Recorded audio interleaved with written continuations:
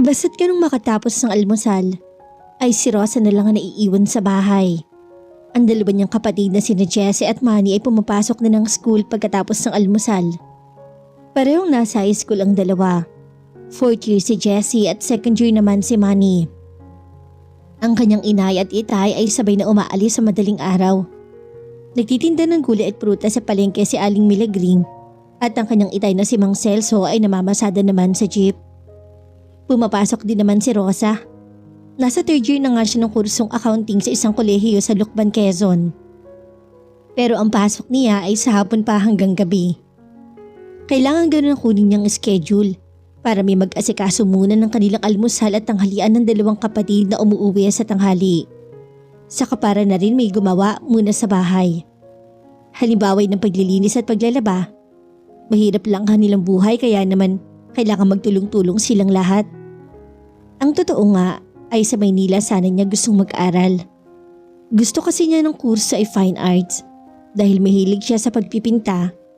Pero hindi kaya ng kanyang mga magulang ang magpaaral sa Maynila dahil sapat-sapat lang ang kita ng kanyang inay sa pagtitinda at ng kanyang itay sa pamamasada para sa kanilang mga pangangailangan. Dito naman sa Quezon ay walang kursong fine arts. Kaya kahit gaano niya kagustong fine arts ang pag-aralan, nakontento na lang siya sa accounting.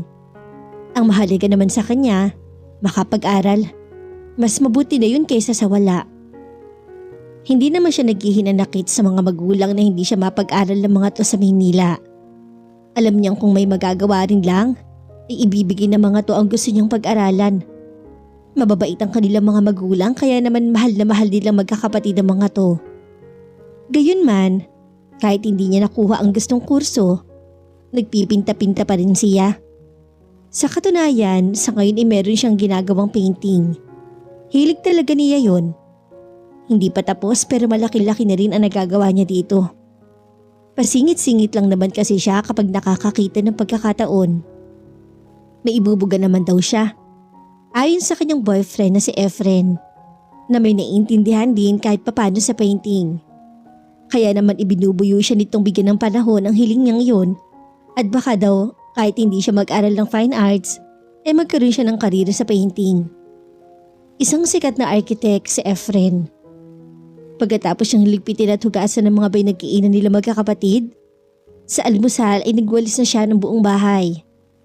Pagkuhat ay kinuha niya ang kanilang marurumi at dinala sa likod bahay para laban. Pinagbukod-bukod ang mga dikolor sa mga puti at saka nagsimula ng magsalang sa washing machine. May dala siyang notebook sa likod bahay at nagbasa-basa siya ng mga lesson nila habang nakabantay sa washing machine. Nagbabanlaw na siya nang makarinig ng ugong na humintong sasakyan sa harap bahay. Ilang saglit pa ay may narinig na siyang tumatawag. Boses ng babae na mukhang may edad. Iniwan niya ang ginagawa at mabilis sa lumabas ng bahay. Isang may edad na babae ang nakatayo sa harap ng kanilang bakod na kawayan. Sa likod nito ay isang magarang pajero na hinahagod ang tingin ng kanilang mga kapitbahay. Pasimple niyang pinag-aralan ng itsura ng babae habang papalapit siya dito. Aristokrata ang dating nito. Maganda kahit lampas 50 na marahil ang edad at hindi mapagkakailang mayaman.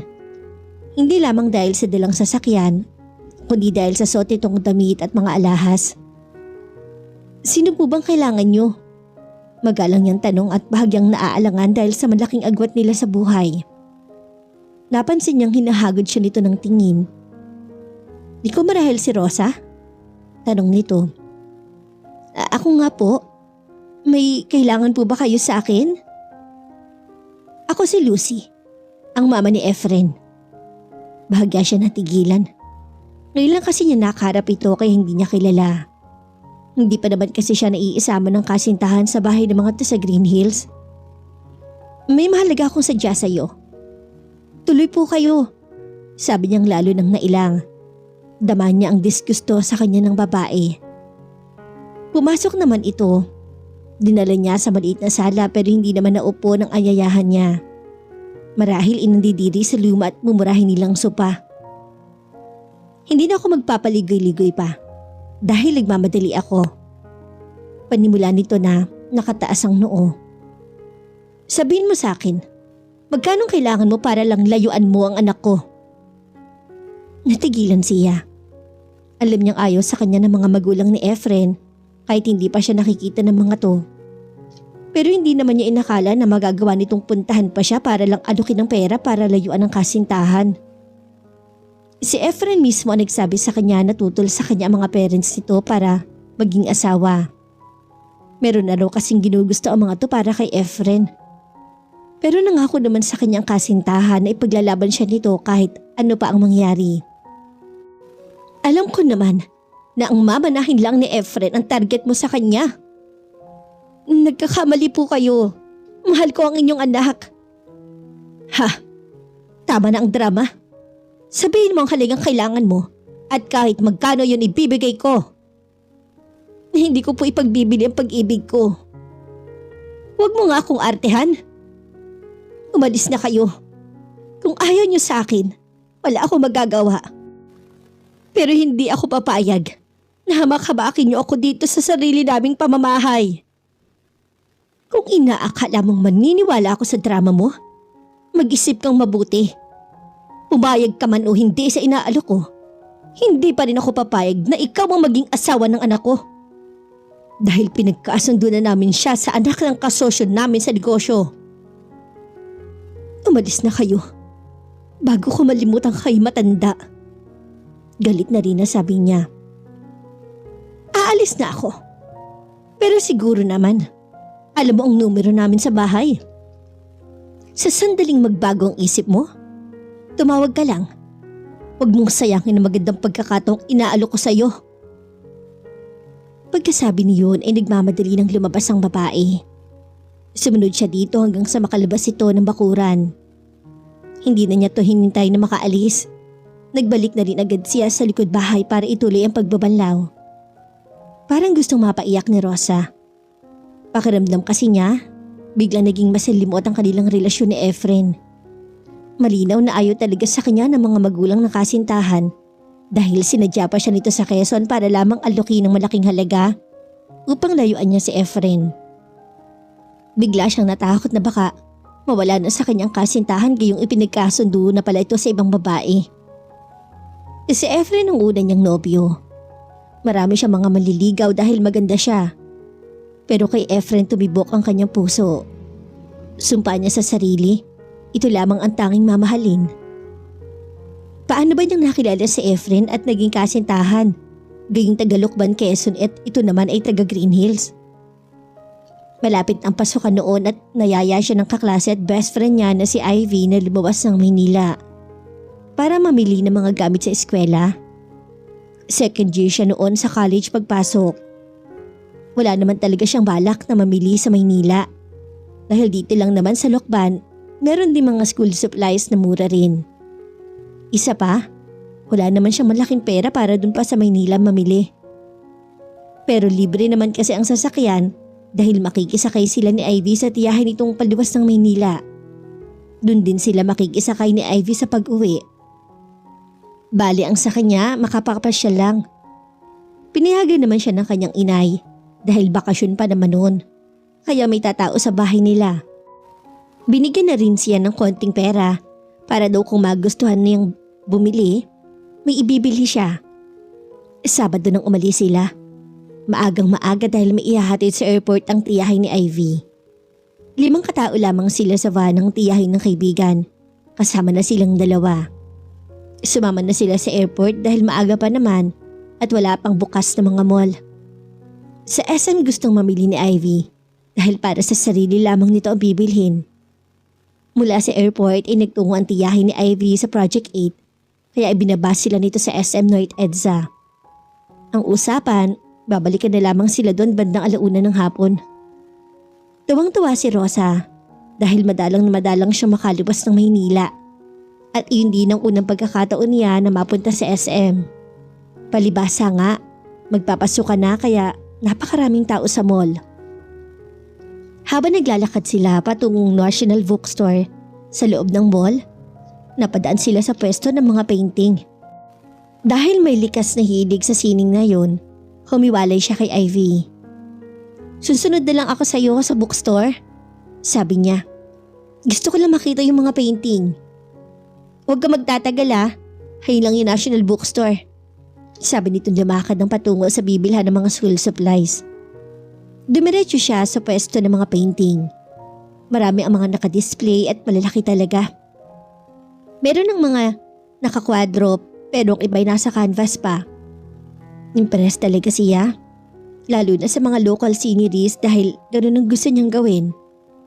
Ang ginagawa nga niya sa kasalukuyan ay isang bahay kubo sa gitna ng malawak na taniman ng mga bulaklak. Inisa-isa niyang tignan ang mga painting. Gusto rin niya ang mga still life, kung tawagin, yung mga painting ng mga prutas o bulaklak sa flower vase. Meron din mga abstract na gusto rin niya. Palagay niya, naintindihan niyang ibang ibig iparating ng pintor kahit abstract ang painting. Siguro nga, magiging pintor talaga siya. Nalibang na siya ng husto at nalimutan niya ang oras. Hindi na niya namalayan kung gaano siya katagal doon. Na magsawa ay nagpasya siyang sundan si Ivy sa bookstore. Pero hindi na niya to makita doon. Naisip niyang baka binalikan na siya sa pwesto ng mga paintings at hindi sila nagkasalubong dahil sa dami ng tao. Nagbalik siya sa pwesto ng painting pero wala din doon si Ivy. Tiyak niyang hinahanap na siya nito. Nagbalik din agad siya sa bookstore pero nagalugad na niya ang buong lugar ay hindi niya makita si Ivy. Iiling-iling siya lumabas ng bookstore. Kinakabahan na siya dahil tingin niya ay tanghali na. Baka nga oras na ng tanghalian dahil nakakaramdam na siya ng gutom.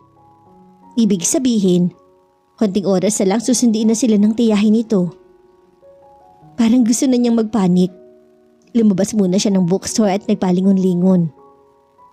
Miss! Tawag sa kanya ng isang buong-buong boses ng isang lalaki.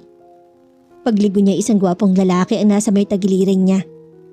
Matangkad at napakagandang magdala ng damit. Bakit? Tanong niya. Kanina pa kasi kita napapansin na parang may hinahanap. O baka naman nawawala ka? Sabi nito sa palakaibigang boses. Marahil ay upang mapaligay ang loob niya dito. Kuwan. Nagkahiwalay kami ng kasama ko at siya ang hinahanap ko. Sabi niya. Mukha naman kasing mabait ang lalaki kaya nagtapat na siya dito. Ano bang kasama mo? Bata? Hindi. Mas bata lang ng konti sa akin. Kaklase ko siya at namili siya ng mga gamit sa school dito sa bookstore. Naghiwalay lang kami sandali dahil tumingin ako sa mga paintings doon sa bandaron. Nung puntahan ko siya dito, wala na siya. Gusto mong ipapage natin siya para madali kayong magkita? Pagpipresenta nito ng tulong sa kanya. Pwede ba? Oo naman. Sige na nga, pakitulungan mo na ako. Kasi malapit ang oras ng pagsundo sa amin. Sa Quezon pa kami uuwi. Baka maiwan nila ako. Hindi pa naman ako sanay dito sa Maynila. Halika. Yaya nito sa kanya ang nagpauna na to at sumunod naman siya. Nagpunta sila sa opisina at doon nga ipinapage nila si Ivy. Sinabi nila kung saan siya maghihintay dito.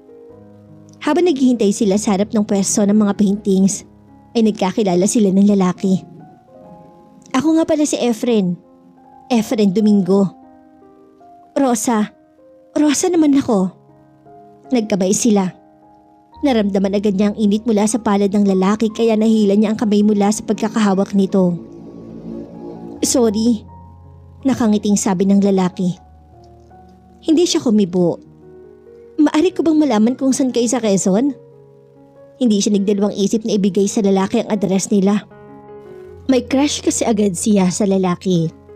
At kung may balak itong likawan siya kaya tinatanong ang address niya, hindi niya ipagraramot yun.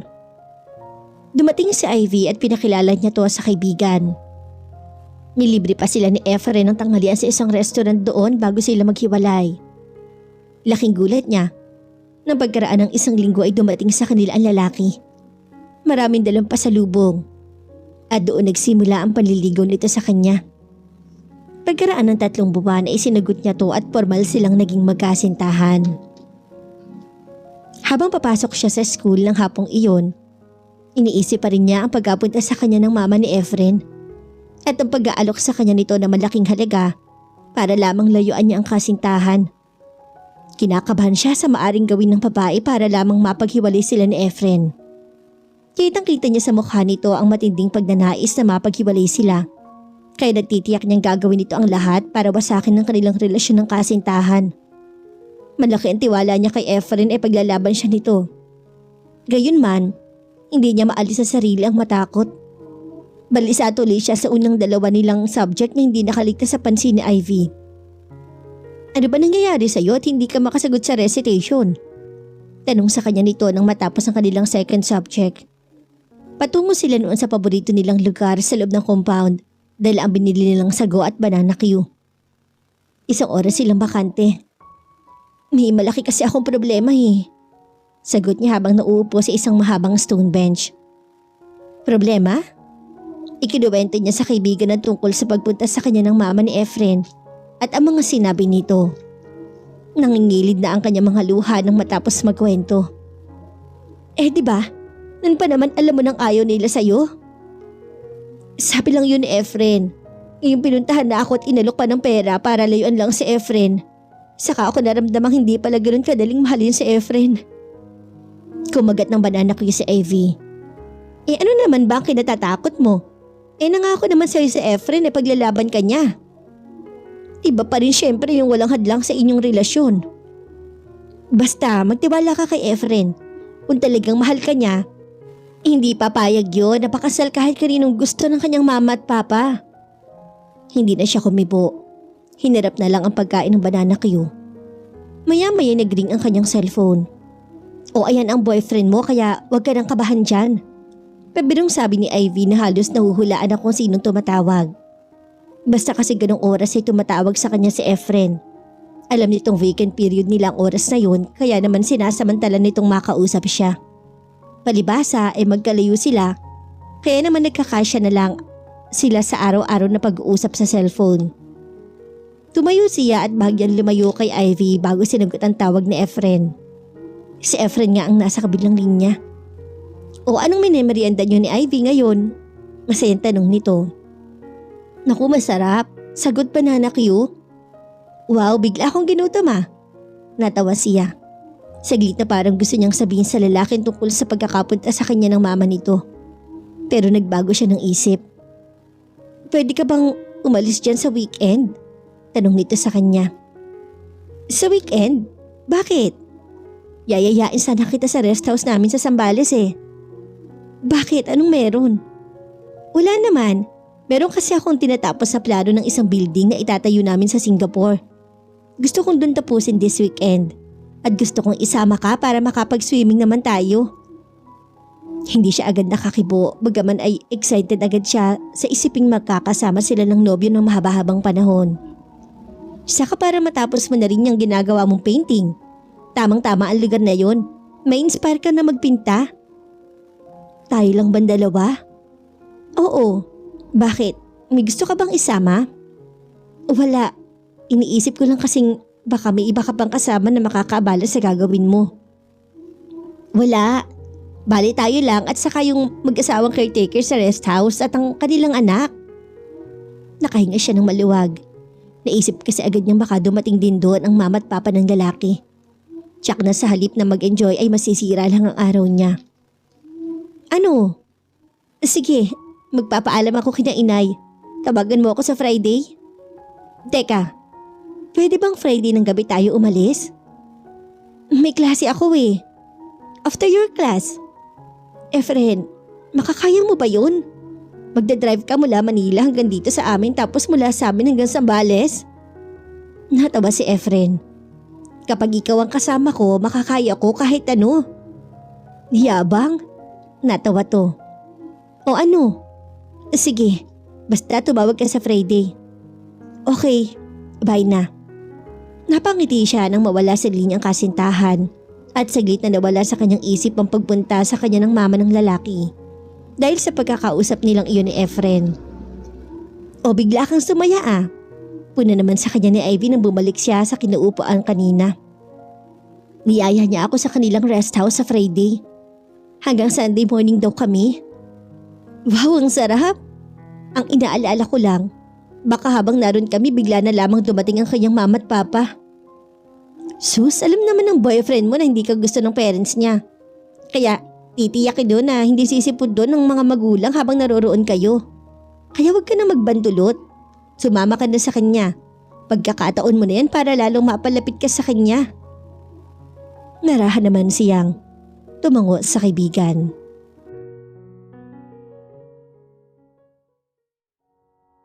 Chapter 2. Hindi naman siya nahirapang magpaalam sa bahay dahil weekend naman ang lakad nilang yun.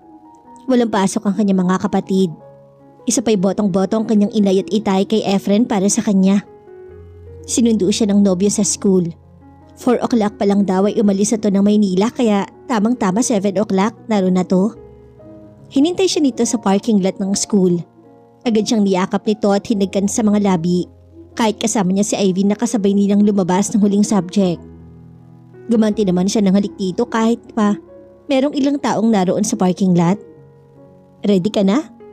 Tanong nito sa kanya nang magbitaw ang kanilang mga labi. Oo, pero dadaan pa natin sa amin ang mga gamit ko. Dadalhin ko na sana kaya lang ay masyadong malaki yung canvas eh. Okay lang, isabay na natin si Ivy. Naku, baka makaabala pa ako sa inyong dalawa. Tanggi ni Ivy. Sus, at ano ba naman ang maaabala mo? Halina nga at madali kami. Sabay-sabay na silang sumakay sa sasakyan. Ilang sandali pa ay pauwi na sila sa kanila para daanan ng kanyang mga gamit. Ibinaba nila si Ivy sa tapat ng bahay ng mga to at saka sila nagtuloy sa kanila. Hindi na rin sila nagtagal doon dahil nakahanda na naman ang kanyang mga gamit. Alam na ba doon na darating tayo? Tanong niya sa kasintahan ng malayo-layo ang kanilang nararating. Oo, tinawagan ko na kanina si Tata Berong at sinabi kong ipagluto tayo ng hapunan. Ang mama at papa mo, hindi ba sila pupunta doon ngayong weekend? Tanong niya para tiyaking hindi nga darating doon ang mga magulang ng kasintahan. Natawa si Efren. Sweetheart, sinabi ko naman sa'yo noon, di ba? Na ayaw nila sa'yo. Kaya naman nang maisip kong isama ka doon, tiniyak kong hindi sila pupunta doon. Bahagya siyang napatango. Gusto nga sana niyang sabihin sa kasintahan tungkol sa pagpunta sa kanya ng mama nito. Pero nag-aalala naman siyang baka hindi ito maniwala. Isa pa, may gagawin sa rest house si Efren kaya dapat na wala tong anumang iniisip na problema. At siya rin. Kapag kasi namomroblema ang kasintahan, tsak na mamomroblema din siya. Gusto niyang maging memorable para sa kanilang dalawa ang una nilang pag-out of town. Kaya hindi sila dapat na mag-isip ng tungkol sa mga bagay na ikasisira ng araw na yon. Malalim na ang gabi nang makarating sila ng rest house sina Efren na nasa Botolan, Zambales. Isang malaking compound yun na nasa tabing dagat. 2 ang bahay sa loob ng compound. Isang tila mansyon na moderno ang architecture at isang bahay na yari sa kahoy na may maluwag na balkonahe. Para kung gusto magpahangin at tumanaw sa dagat. Dinala siya doon ni Efren habang inihahanda ng caretaker ang kanilang hapunan. Kahit gabi ay na-appreciate niya ang ganda ng bahay na yon. Masarap ang hangin na nagmumula sa dagat. Dito tayo pag-araw, sabi ni Efren. At doon tayo sa kabila paggabi. Bakit hindi na lang dito? May mga kwarto naman pala dito. Sweetheart, malamig dito paggabi dahil walang tigil ang hangin. Malamang na pareho tayong maisipon kinaumagahan kapag dito tayo natulog. Sinundo sila ni Tata Berong para kumain. Sabay-sabay na sila naglakad pabalik sa kabilang bahay. Nakayakap ang isa niyang kamay sa katawan ni Efren at ito naman ay nakaakbay sa kanya. Pakiramdam niya ay mag-asawa na silang dalawa ng mga sandaling yon. Sinalubong sila ni Nana Antang sa pinto ng malaking bahay at ng anak na binatilyong si Aljon. Kaninang dumating sila, pinakilala na siya ni Efren sa mga to. Kamustang pag-aaral mo, Aljon? Bati niya sa binatilyo. Mabuti naman kuya, sagot nito. Naku, yung batang yan, puro panliligaw ang inaasikaso. Reklamo ni Nana Antang. Si inay, mataas naman ang mga grades ko eh. O, iyon naman ho pala eh. Baka inspirasyon niya ang kanyang nobya. Ay, ewan ko sa batang yan. Basta sinabihan ko na siya na kapag nasira ang mga grades niya dahil sa panliligaw niya, pahihintuin ko na siya. Hindi naman bumababa ang mga grades ko, kuya. Dapat lang. Dahil pag nangyari yon, pati ako magagalit sa'yo. O ayan, narinig mo ang Kuya Efren mo, sabi ni Nana Antang. Kuya, baka naman meron kang lumang cellphone dyan. Luma? Bakit luma ang gusto mo? Hayaan mo bago ko umuwi, bibigyan kita ng pambili. Talaga kuya? Oo, basta ipapangako mo sa akin na hindi mo pababayaan ang pag-aaral mo. Pangako kuya, pangako. Inay, magkaka-cellphone na ako. Naku, baka gamitin mo lang sa pangporma sa mga babae ang cellphone. Si Inay talaga. Nakarating sila sa komedor at nakain na doon ang mga pagkain kaya dumulog na silang dalawa. Kayo ho, Nana Antang. Yaya niya sa may edad na babae. Naku, tapos na kaming tatlo ng tataberong nyo. Sige na, kumain na kayo at alam kong gutom na kayo. Humigop kayo ng maraming sabaw niyang tinola dahil masarap. Lasang-lasa ang dahon ng sili. Saglit silang natahimik na magsimula silang kumain. Gutom na kasi talaga sila. Isa pa napakasarap ng pagkakaluto ng tinola na maraming dahon ng sili. Ipinaghiwa sila ni Nana Antang ng malalaking manggang hinog. Panay ang subo nila at pareho silang pinagpawisan ni Efren dahil sa sarap ng pagkain. Matapos maghapunan, nagbalik sila sa bahay na kahoy at nagpahangin sila sa balkonahin niyon. Nagdala doon ng 2 beer in can si Efren at siya naman ay mainit na kape. Mukhang napakaganda ng lugar na to, Efren. Sabi niya habang nakatanaw sa malawak na dagat. Talagang maganda dito, sweetheart. Hintayin mong mag-umaga at makikita mo ang kanyang natural na ganda. Lumakas ang ihip ng hangin at napayakap siya sa sarili. Nakadama kasi siya ng ginaw. Agad naman siyang niyakap ni Efren buhat sa likuran. Kaya sinandal niya ang ulo sa dibdib nito. Nakaramdam siya ng kapanatagan at nahiling niyang sana wag nang matapos sa mga sandaling yon. Kinabukasan, maaga silang bumangon ni Efren. Uminom lang sila ng kape at saka lumabas na para maglakad sa buhangin. Magkahawak kami sila habang mabagal na naglalakad. Nakatanaw sila sa malawak na dagat at sa mga malalaking ibong puti na tila nagpapasikat sa kanila sa paglipad. Papataas na ang araw sa silangan kaya ang buong tanawin ay nagmistulang galing sa postcard. Talaga napakaganda. Napahinto siya sa paglalakad at humarap sa dagat. Ang tubig na tinatamaan ng sikat ng araw ay nagmimistulang makislap na ginto na sumisilaw sa kanilang mga mata. Napakaganda, bulilas niya. Napapangiting napasulyap sa kanya si Efren. Sweetheart, tawag nito sa kanya. Napatingin naman siya dito. Bakit? Pakasal na tayo? Sabi nito. Pakasal? Oo, nasa edad na naman tayo eh. Pero nag-aaral pa ako. May edad na rin siya.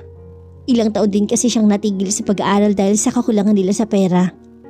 Hindi pa nagmamaneho noon ng bus ang kanyang itay.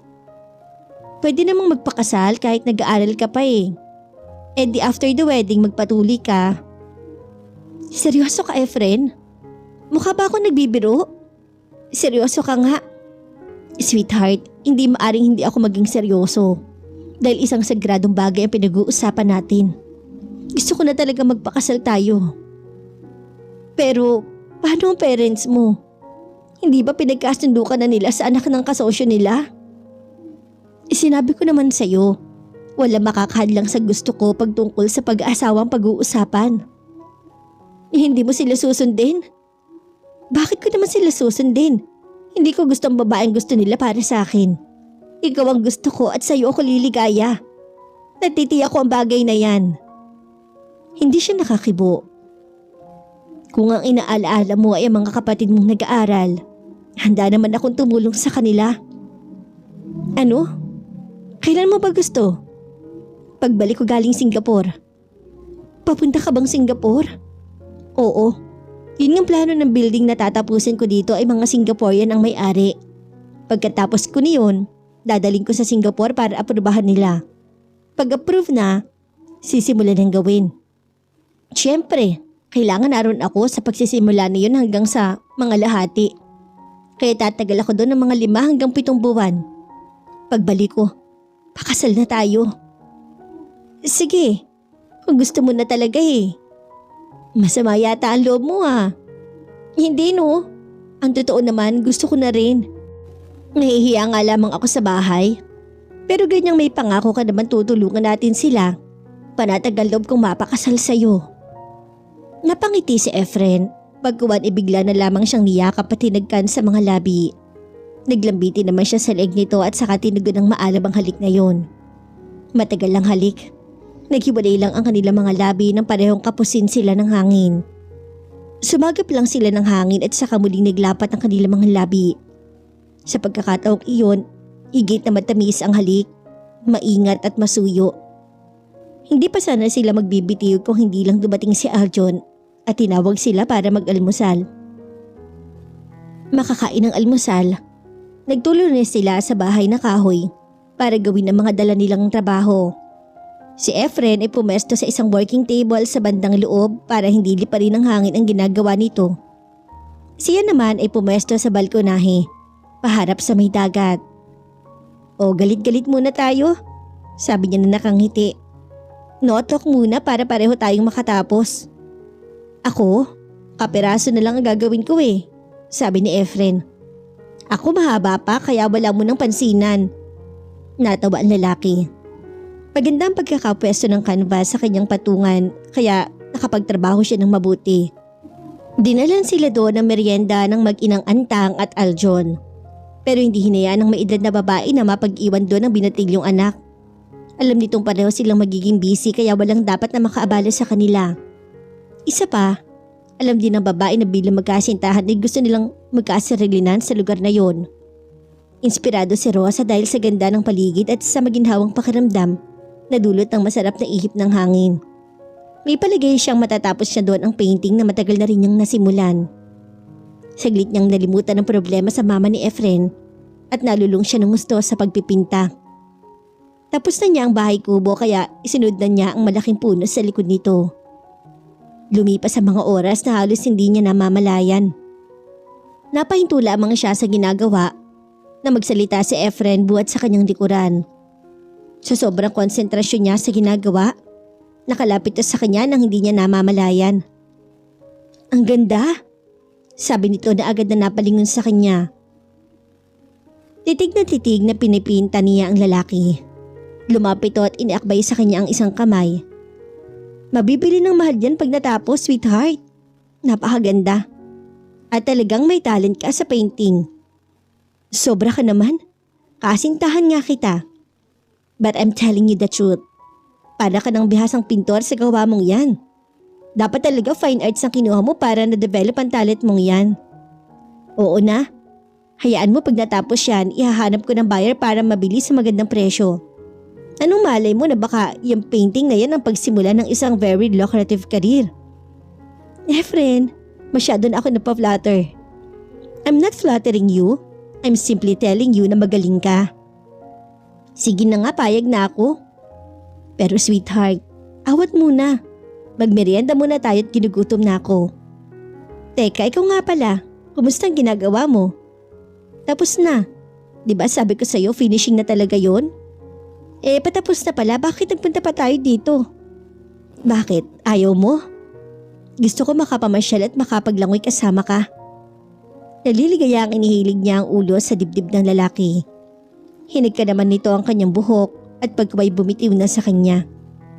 Teka, magmerienda na tayo? Ako nang gagawa ng kape mo habang naguhugas ka ng kamay. 2 kape ang ginawa ni Efren para sa kanila. May mga native kakanin pa sa kanilang snack basket at saka tinapay na may palaman. Parehong kalamay ang kanilang kinain. Masarap kasing kaulam sa kape. Habang kumakain sila, nakatingin si Efren sa pinipinta niya. Balagay ko, pag natapos mo yan, napakaganda niyan. Sana nga. Dapat yan ay isasala ng malalaking bahay o kaya isalabi ng malalaking hotel o building. Naku, sino naman kaya ang bibili niyan para malagay sa mga lugar na sinasabi mo? Basta tapusin mo yan at ihahanap ko ng buyer. Hindi na siguro matatapos to bago ka umalis. Kailan nga pala ang alis mo?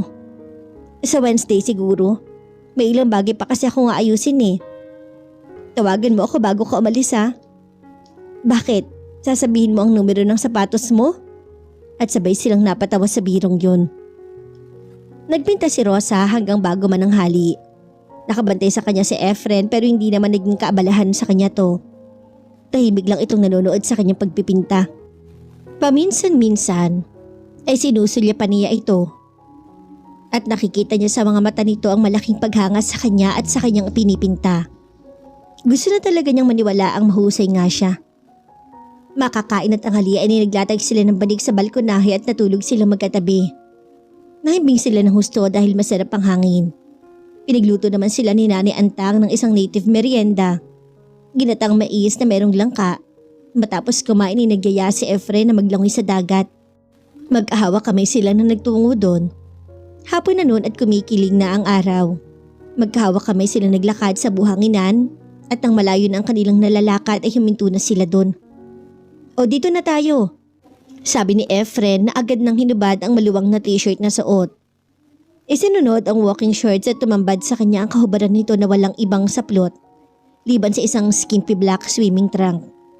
Kailan niya nakita nakahubad ng kasintahan at talagang napalunok siya sa paghanga sa katawan nito. Maskulado ang lalaki, pero nasa mga tamang lugar ang mga muscles nito. O hubad na, sabi nito sa kanya. Naka-walking shorts din siya at malubang na t-shirt. Ganito na lang ako, wala akong dalang pampaligo eh. Sweetheart, tayong dalawa lang dito kaya walang makakakita sa'yo. Kahit underwear lang ang suot mo. Isa pa hapon na, maya-maya lang madilim na. Nagubad na nga siya at tanging underwear lang ang iniwan niya sa katawan. Saglit na natigilan si Efren habang nakatitig sa kanya. Kitang-kita niya sa mga mata nito ang malaking paghanga sa kanya. Bahagya naman siyang nailang sa pagkakatingin nito sa kanya.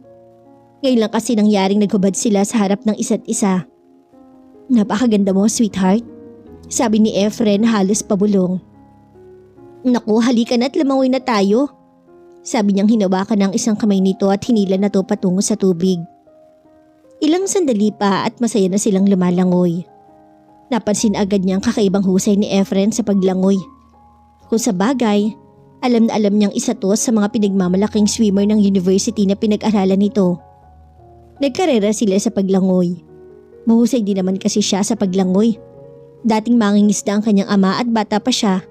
Naturuan na siya nitong lumangoy. Ilang beses silang nagkarera ng lalaki pero hindi niya to natalo kahit minsan.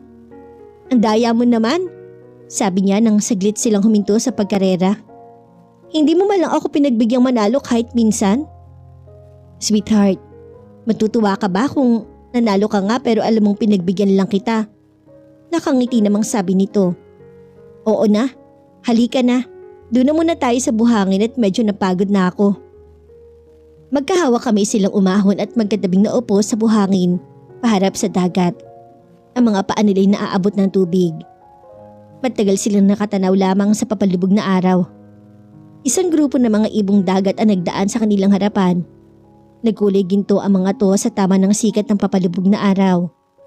Maya-maya ay naramdaman niya ang kamay ng kasintahan sa kanyang balikat.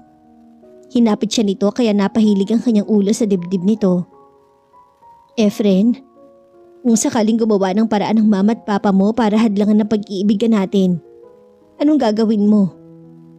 Bakit ka pa nagtatanong ng ganyan? Wala naman. Kasi kung ipinagkakasundo ka nila sa anak ng kanilang kasosyo, natural lang na tiyakin nilang magkakasal nga kayo. Paano sinasabi mong kasal natin? Itinaas ito ang kanyang baba para magsalubong ang kanilang mga mata. Sweetheart, pangako ko sa'yo, ano man ang gawin nila. Mananatiling ikaw ang mahal ko at hahangarin kong pakasalan. Efren, mahal kita, ikaw lang, at handa akong iwan ang lahat para sa'yo. Parang gusto naman niyang mapaiyak. Damang-dama niya ng mga sandaling iyon ang malaking pagmamahal sa kanya ng lalaki. I love you, sweetheart. Bulong nito sa kanya. I love you too. Pabulong din namang sagot niya.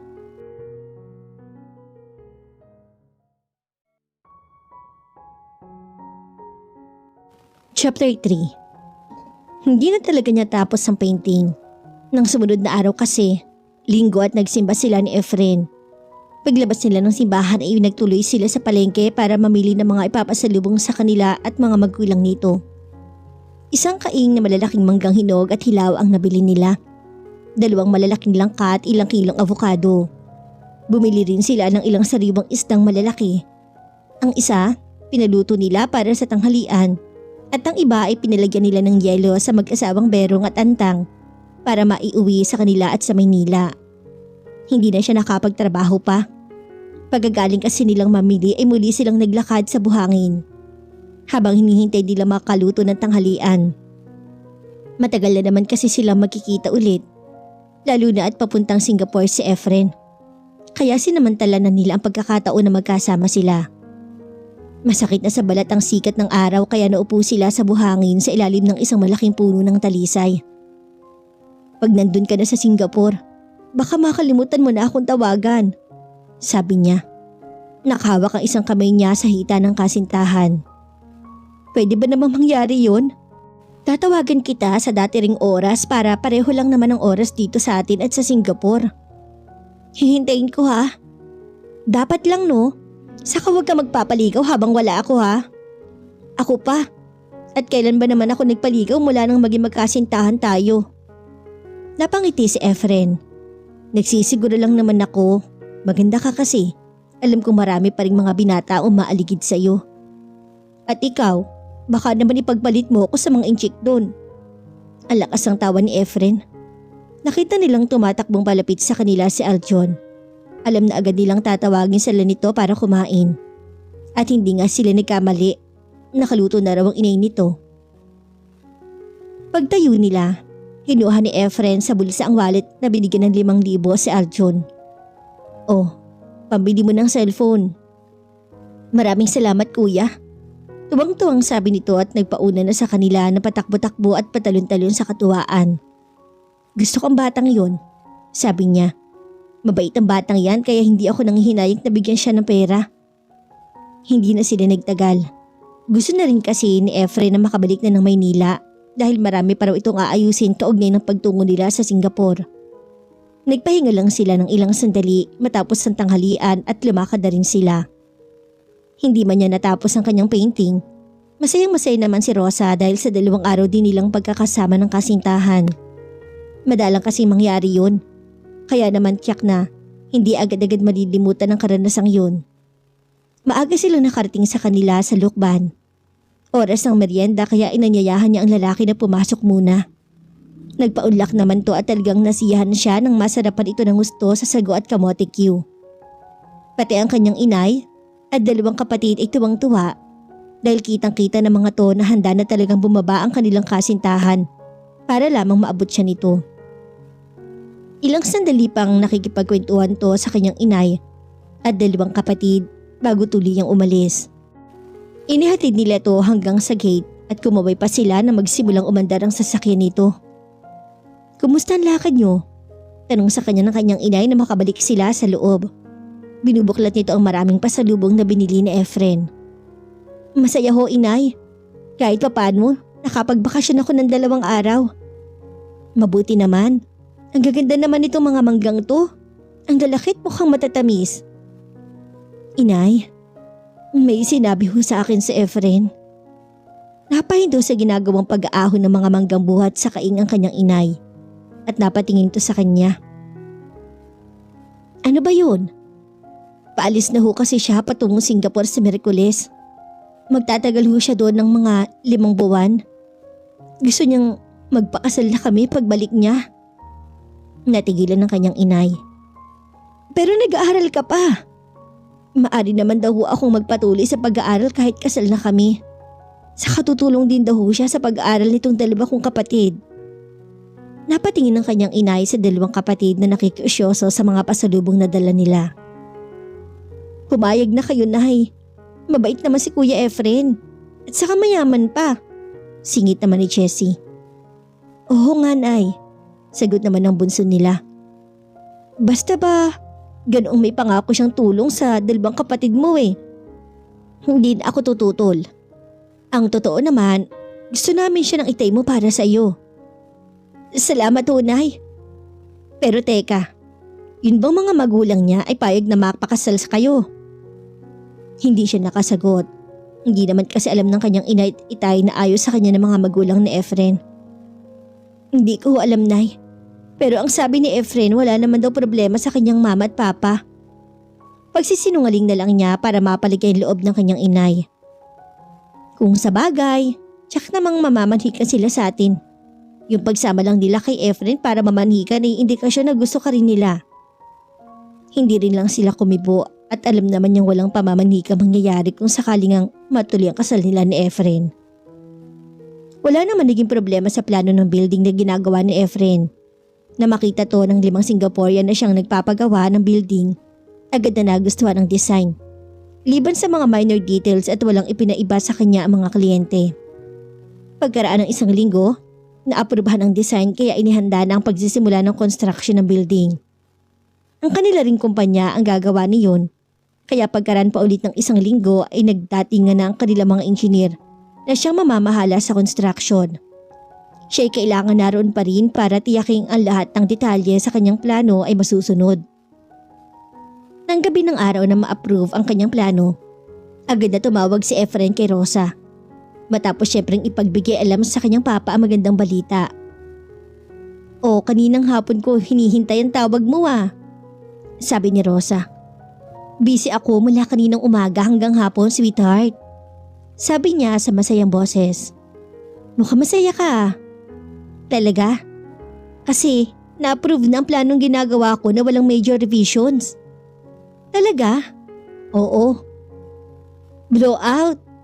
Actually, nga ang gusto kong gawin ngayon dahil masayang masaya ako Gusto kong kumain sa labas at gusto kitang i-blow out." "Naku, sayang naman at wala ako dyan." "Yun nga Ang lungkot naman kung magsiselebrate ako mag-isa lang. Ano kaya kung humanap na lang ako ng isang Pilipina dito at siya kong i-blow out?" "Subukin mo at makikita mo ang hinahanap mo." Pabilong pagbabanta sa kanya ng kasintahan na kinatawan niya ng malakas. Anong gagawin ko?" "Mag-take out ka na lang ng pagkain, diyan ka na lang sa apartment mo kumain." "Isipin mo na lang na kasalo mo ko." Napabuga siya ng hangin. Bigla kasi niyang namiss ang kasintahan. Kung nasa Maynila lang siya, kahit gabi na talagang susunduin siya sa Quezon at magdadala na lamang siya ng maraming pagkain para mapagsaluhan nila at ng pamilya ni Rosa. "O siya, sige na. Lalo lang ako nalulungkot na wala ka dito sa tabi ko Ako rin, miss na kita." "Sige na. Bye and I love you." "I love you too." Napabuga siya ng hangin nang matapos ang kanilang pag-uusap. Lumabas siya ng kwarto at bumaba na ng building. Kakain siya sa labas at magsasaya siya kahit mag-isa lang siya doon. Samantala, vacant period ni na Rosa at Ivy ng 4:00 yon. Tulad ng nakagawian, bumili muna sila ng pagkain sa kantin at saka sila nagtuloy sa paborito nilang lugar sa campus. Naupo sila sa mahabang stone bench at doon sila kumain. Hindi pa yata tumatawag si Efren? Una ni Ivy nang matagal-tagal na silang nakaupo doon. Hindi talaga siya tatawag ngayon.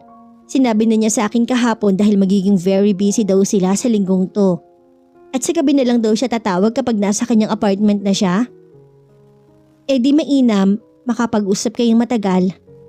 Oo nga, nakangiting sabi niya. Saglit silang nawala ng imikan habang inuubos sila ang dalang merienda. Maya-maya ay natanaw niya ang kapatid na si Jessie na mabilis sa papalapit sa kanila. Tingin niya ay malungkot to kaya agad siyang kinabahan. Tiyak niyang napakahaliga ng sadya nito para puntahan pa siya sa eskwelahan. "Ate!" Tawag nito sa kanya nang makalapit. Ewan ba niya pero ang dinig niya ay parang basag-basag ang boses ng kapatid. "O Jessie, bakit napasugod ka?" Tanong niya dito. "Ate, umuwi ka na raw sabi ni nanay." "Bakit daw? May nangyari ba?" Tumingin si Jessie kay Ivy. Halata niya sa ekspresyon ng kapatid na nagpipigil lang to ng damdamin pero parang gustong mapaiyak. "Ano ba nangyari ha?" "Ate, si Itay. Nakulong." "Ha? Bakit nakulong ang itay niyo?" Singit naman ni Ivy. "Nakasag-asa siya ate. Patay daw yung lalaki na sagasaan niya." "Diyos ko, huwag ka na munang pumasok ng iba mo pang subject ate. Kailangan makauwi ka na at panayang iyak ni inay. Nagtatakot kami ni Manny." Napatingin siya kay Ivy. "Sige na Rosa, Umuwi ka na muna at ako nang bahala magsabi sa teacher natin kung bakit hindi ka napapasok. Salamat, Ivy. Paano tutuloy na kami? Sige. Niyaya na niya ang kapatid na lumabas. Ramdam niya ang panginginig ng kanyang mga tuho dahil sa matinding pag-aalala para sa kanyang inay at itay. Paano ba ninyong nalaman ang nangyari? Tanong niya sa kapatid habang naglalakad sila patungo sa estasyon ng jeep na hindi naman kalayuan sa kanilang eskwelahan. Dumating si Rick, yung kasamahan ni Itay, at siya nagbalita sa amin. Nasaan daw si Itay ngayon? Nakakulong daw sa Kapitolyo. Doon yata siya nasagasaan yung lalaki. Hindi na rin nadala sa ospital yung nasagasaan dahil namatay na agad on the spot. Diyos ko, bulala siyang nakapikit pa. Parang nakita niya sa kanyang balintataw ang nangyari. Ang masama, ate, nagsiselfone daw si Itay nung masagasaan niya yung lalaki. Nagsiselfone? Oo, ate. Kaya siguro hindi napansin yung lalaking tatawid. Napailing siya at nakagat ang mga labi upang hindi siya mapaiyak. Gusto niyang sisihin ang kanyang itay kahit hindi pa man niya alam ang buong pangyayari. Alam naman kasi ng kanyang itay na hindi dapat nagsiselfone ng isang nagmamaneho, lalo na ng isang jeep na maaraming sakay. Nakarating sila ng istasyon ng jeep at nakasakay naman agad sila. Madaling napuno ang jeep kaya nakaalis agad sila. Pagdating nila sa bahay, inabutan niyang umiiyak ang kanyang inay. Nakabantay dito ang kapatid nilang si Manny na wala namang magawa upang kalamayin ang loob ng ina. Inay, tawag niya dito. Pupunta tayo sa Kapitolyo bukas, Rosa. Kailangan puntahan natin ang itay mo. Kailangan niya ng karamay sa kalagayan niya ngayon doon sa kulungan. Ayaw man sanang huminto muna sa pagtitinda ang kanyang inay, ay napilitan na rin para sila makapunta at madalaw sa kulungan ng kanyang itay. Sayang din kasi ang kikitain nito sa araw na yun. Lalo na ngayon na nakakulong ang kanilang itay at natural na hindi makapagmasada. Maaga silang gumising at nagdaan muna sa palengke para bumili ng mga pagkaing ipapasalubong sa kanyang itay. Bumili sila ng puto, tinapay at pansit. Pagkuwan ay nakisakay na sila sa isang jeep ng kasamahan ng kanyang itay. Kahit nasa jeep ay umiiyak pa rin ang kanyang inay. Bagaman at tahimik lang, nag-aalala to para sa kanyang itay na alam niyang mahihirapan sa nangyaring ito. Marahan naman niyang hinagot ito sa likod para mapayapa ang loob. Ngayon pa lang, natatakot na ako sa maaring mangyari sa iyong itay, Rosa. Sabi nito sa kontroladong boses. Kung ganong nakaselfone siya nang masagasaan niya ang lalaking yun, ibig sabihin kasalanan talaga niya ang nangyari. Maaari siyang madiin dahil doon. Totoo ba naman na nagsiselfone siya habang nagmamaneho? Yun ang sabi ni Rick. At marami rin daw ang saksi na may hawak siyang cellphone nang makasagasa siya. Parang gusto niyang panghinaan ang loob.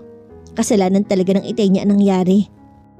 Ano naman ho ang nalaman niyo tungkol dun sa nasagasaan, inay? Ang sabi ni Rick, sumusumpa raw yung ama't ina ng lalaki na sagasaan na gagawin ng lahat para mabulok sa bilangguan ng itay mo. Diyos ko, napaiyak na naman ang kanyang inay. Ang totoo, siya man napapaiyak na rin. Pinipigil nga lamang niya ang sarili. Awang-awa siya sa kanyang itay kahit hindi pa niya to nakikita. Higit doon, naiisip na agad niyang maaring maging epekto ng pagkakakulong na iyon ng kanyang itay sa kanilang lahat. Kung gayon makukulong ito, ibig sabihin ay hindi na makakapagtrabaho. Paano na sila? Manginginto siya at ang mga kapatid niya sa pag-aaral. Napailing siya. Nakating sila ng Kapitolyo. Malakas na malakas ang pintig ng kanyang puso habang naglalakad silang dalawa ng kanyang inay patungo sa City Hall. Nang makapasok sila ay nagtanong sa information counter. Isang pulis na nagsama sa kanila sa kinaroroonan ng kanyang itay. Agad na nagyakap sa pagitan ng mga rehas ang kanyang inay at itay. Hindi na napigilan ng kanyang inay ang sarili. Malakas na itong napaiyak. Lumuluha rin ang kanyang itay habang nagyayakap ang dalawa. Siya'y kagat ang mga labi upang hindi mapabulalas ang iyak. Pero nang siya naman ang yakapin ng kanyang itay at bumigay na rin siya, inilabas na niya ang tinitimping damdamin. Itay! Itay ko! Bulalas niya habang mahigpitan na kayakap sa ama sa pagitan ng mga rehas. Matagal sila sa ganong ayos bago sila nagbitiw. Noon lang niya natitigan ng kanyang itay. Humpak ang mga pisngi nito at nanlalalim ang mga mata Marahil ay hindi nakatulog kagabi. Maliit lang kasi ang selda at may nabilang na siyang 6 na katao na kasama nito sa seldang yon. Marumi na ang polong suot ng kanyang itay at magulo rin ang buhok nito. Ano ba talaga nangyari, Celso? Tanong ng kanyang inay dito. Parang napapahiyang nagbabato ng tingin. Kasalanan ko talaga, Milagring. May hawak akong cellphone kaya hindi ko napansin na tumawid ang lalaking yun. Huli na, bago pa ako makapagpreno. Nasagasaan ko na siya. Bakit ka naman kasi nagsiselfone kayong nagmamaneho ka? Paninisin ng kanyang inay dito. Inay, wag na ho niyong sisihin si Itay.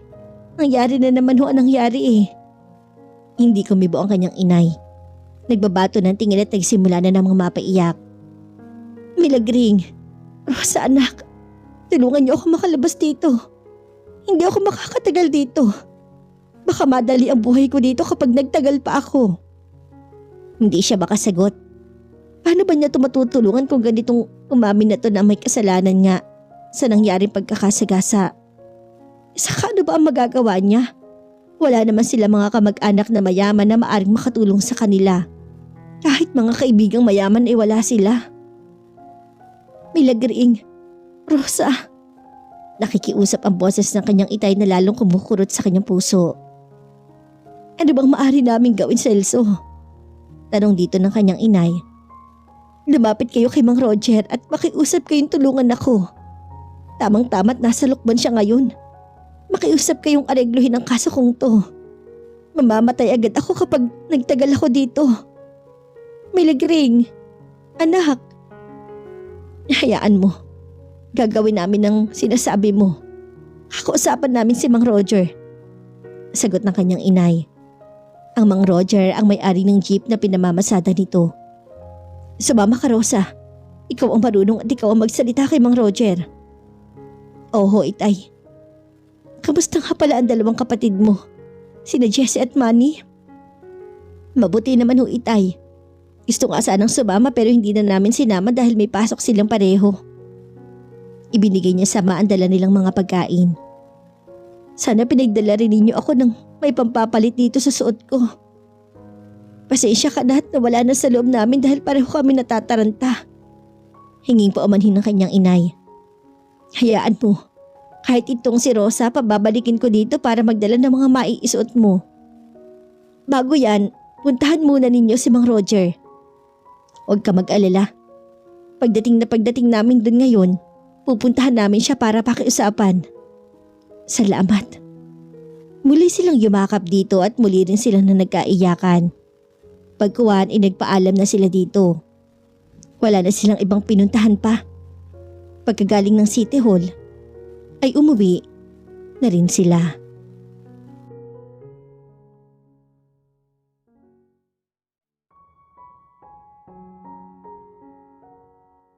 Chapter 4. Pareho silang kakababa-baba ng kanyang inay habang hinihintay nilang bumaba si Mang Roger.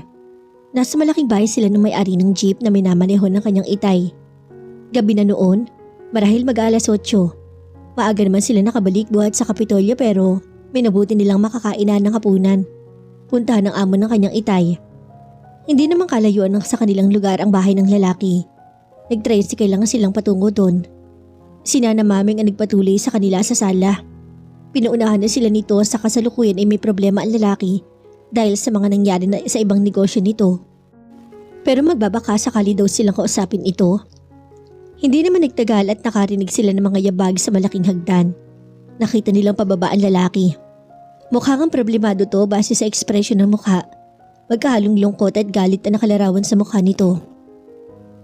Nang ganap na makababaan ng hagdan si Mang Roger, sabay na silang tumayo ng kanyang inay. Magandang gabi po, Mang Roger. Pagbibigay galang nila. Kayo pala. Magandang gabi naman. Sabi nitong bahagyang kumunot ang noo pagkakita sa kanila. Maupo kayo. Salamat po. Duweto nila at sabay nang naupo. Naupo na rin ang lalaki sa saluhang sofa nakaharap ng kanilang kinuupuan. Ano bang sadya ninyo? Tanong nito matapos ang ilang saglit na katahimikan na magitan sa kanila. Tungkol sa mister ko, Mang Roger. Sagot ng kanyang inay. Bahagyang napailing ang lalaki. Gusto ko maawa sa mister nyo. Pero gusto ko rin namang magalit sa kanya. Mahusay siyang driver. Pero kinagagalit ko ay yung pagsa-cellphone niya habang nagmamaneho. Hindi agad sila nakasagot. Alam naman niyang kabawal-bawalan yung nagsa-cellphone habang nagmamaneho. Naparito po kami, Mang Roger, para humingi ng tulong sa inyo para kay Itay. Kahit po kasalanan ni Itay ang nangyari, siguro naman po maaaring yung aregluhin ng mga magulang ng biktima. Iha, ikaw na nga ang nagsabi na kasalanan talaga ng iyong ama ang nangyari. Kung aaregluhin ko ang mga magulang ng nagasagdasaan, tiyak na malaking halaga ang kanilang hihingin. Para sa inyong kaalaman, ang nasagasaan ng iyong Itay ay isang batang-batang engineer na may napakagandang trabaho. Nakikiusap po kami sa inyo, Mang Roger. Ang Itay ko naman po ay naging mabuting driver ng inyong kumpanya. Nakahanda naman akong tumulong sa inyong ama, Iha. Pero hindi sa paraang gusto mo. Magbibigay ako ng libreng abogado para ipagtanggol siya at sasagutin ko ang mga dapat sagutin ng isang may-ari ng sasakyan na naaayon sa batas. Isa pa, kahit kasalanan ng Itay nangyari, ibibigay ko pa rin sa kanya ang karapatang separation pay na ayon sa haba ng kanyang pinaglingkod sa akin. At dahil alam kong kakailanganin yun ng pera, sa panahong ito ipapaayos ko agad yun. Hindi sila nakakibo. Kung wala na kayong ibang sasabihin pa, gusto ko na magpahinga. Sabi nitong tumayo na. Maraming salamat po, Mang Roger. Sabi niya, tutuloy na po kami. Adios. Lumabas na sila. Inihatid sila ng anak ni Nana Maming sa gate. Napaiyak na ang kanyang inay na makalabas sila ng gate at makalakad ng malayo-layo. Inay, paano nang Itay mo kung ganyang ayaw ni Mang Roger na aregluhin ng mga magulang na nasagasaan ng iyong Itay? Huwag kayong mag-alala, Inay. Ako na lang ang pupunta sa mga magulang na nasagasaan ni Itay at siyang makikiusap para sa kalayaan ni Itay. Pumayag naman kaya ang mga yun? Bahala na ho, Inay. Ang halaga ay ginawa natin na magagawa natin para makalaya si Itay. Kailan mo bahala pumunta? Kahit bukas, Inay. Maaari ko naman nung alamin sa Kapitolyo kung taga saan ang nagasagasaan ni Itay. Huminto sa paglalakad ng kanyang inay at tumingin sa kanya. Palagay ko hindi pa dapat bukas ka pumunta doon. Rosa, nakaburol pa ang nasagasaan kaya tsak na naghihinagpis pa ang mga magulang at kapatid ng lalaking yun. Kung bukas ka pupunta, tsak na puro galit lang ang matatanggap mo mula sa kanila. Kung gayon ho, kailan ako dapat na pumunta doon? Pagkatapos na ng libing. Pero si Itay, wala tayong magagawa, Rosa, kundi ang maghintay. Kayo po ang bahala. Nakarating sila sa tabing daan at nagabang sila ng tricycle na masasakyan. Hindi naman nagtagal inakapara sila. Inay, maghihinto na muna ho siguro ako sa pag-aaral. Sabi niya nung tumatakbo ang tricycle. Napatingin sa kanya ang kanyang inay bagaman at wala namang nasabi. Yun ang pinakamabuti at tamang gawin ho. Hindi ho ba, Inay? Hindi sumagot si Aling Milagring at nararamdaman na lang niya na umiiyak na naman ito. Inay, wag na kayong umiyak. Okay lang naman ho sa akin kahit na huminto muna ako sa pag-aaral. Di kapag nakalabas na ng kulungan si Itay at nakapagtrabaho na ulit, saka ako mag-aaral ulit. Nahihiya ako sa iyo, anak. Ang inay, huwag yun akong alalahanin. Hahanap na lamang ako ng mapupuhunanan at magbubukas ako ng tindahan ng mga merienda sa harap bahay natin. Hindi naman kasi ako maaring mawala sa bahay sa umaga dahil walang mag-aasikaso sa dalawang lalaki. Huwag ka nang humanap pa ng mapupuhunan at ako na ang bahala maghanap. Kinabukasan, tumayo si Rosa sa pag-aalmusal nang lumabas na ang dalawang kapatid na lalaki. Buhat sa kwarto na pinagsasaluhan nilang tatlo. Handa na pumasok ang mga to. Ate, aalis na kami. Paalam ni Jessie. Sinamahan niya ang mga to sa pinto. Mag-ingit kayong dalawa ha, sabi niya. Oo ate, sagot naman ni Manny. Lumabas ang dalawa at sinundan niya ang mga to ng tanaw at hindi siya umalis sa may pinto hanggat hindi nawawala ang dalawa sa kanyang paningin. Nagbalik siya sa breakfast table at tinapos ang pag-almusal. Niligpit na niya ang mga pinikainan nila magkakapatid. Hinugasan, pagkawan ay nagsimula na siyang magwali sa buong bahay. Pagkatapos niyon ay maglalaban naman siya. Dalangin niya na pagdating sana ng kanyang inay, ay may dala na itong pera na mapupuhunan niya sa balak na pagtitinda ng merienda. Mahilig siya sa banana at kamote Q at sago, Kaya amang ngayon ang balak niyang itinda sa harap bahay nila. Kapag nag-click siya, baka magtinda na rin siya ng mga lutong ulam. Inilang muna ang kanyang pagkakaabalahan sa halip na mag-aral. Nasa likod bahay na siya at naglalaba na makarinig siya ng ugong ng humihintong sasakyan sa harap bahay. Hindi niya alam kung bakit siya kinabahan, pero dali-dali rin siyang lumabas ng bahay para sinuhin ang dumating.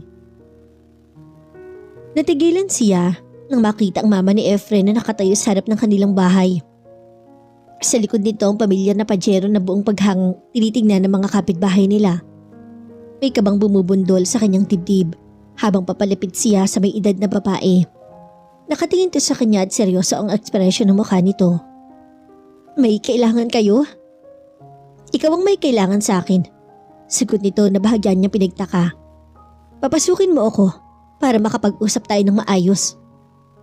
Pinapasok naman niya to at isinama sa sala. Sa pagkakataong iyon inaupo ang babae ng anyayahan niya. Naupo naman siya sa soluhong silya, kaharap ng inuupuan nito. Hindi siya nagsalita at hinintay lamang niya kung anong sasabihin nito sa kanya. "Siguro naman ngayon, hindi ka natatanggi sa iaalok ko sa iyo." Pagsisimula nito, "Layuan mo ang aking anak at makakalaya ang iyong ama sa pagkakabilanggo." Natigilan siya. Paanong nalaman ito ang tungkol sa pagkakakulong ng kanyang itay? Huwag mo nang itanong kung paano ko nalaman ang tungkol doon. Basta ang gusto kong ipatindi sa iyo, kayang-kaya kong mapalaya ang iyong itay kung papayag ka sa gusto ko. Hindi pa rin siya nakakibo. Kinausap na ng abogado ko ang mga magulang ng lalaki na sagasaan ng iyong itay. Talagang gagawin nila ang lahat para mabulok sa bilangguan ng iyong itay dahil kasalanan niya talaga nangyari. Ako lang ang makakatulong sa iyo para makalaya siya. Pero kailangan mong sundin ang gusto ko. Kung desidido silang ipakulong ang itay ko, paano niyo kami matutulungan makalaya siya? Wala ka bang utak? Pera lang naman ang katapat ng lahat. Humihingi sila ng 1 milyong piso kapalit ng kalayaan ng iyong itay. 1 milyong piso? Saan sila kukuha ng ganong kalaking halaga? Kahit kalahati lang yun, wala silang pagkukuhanan.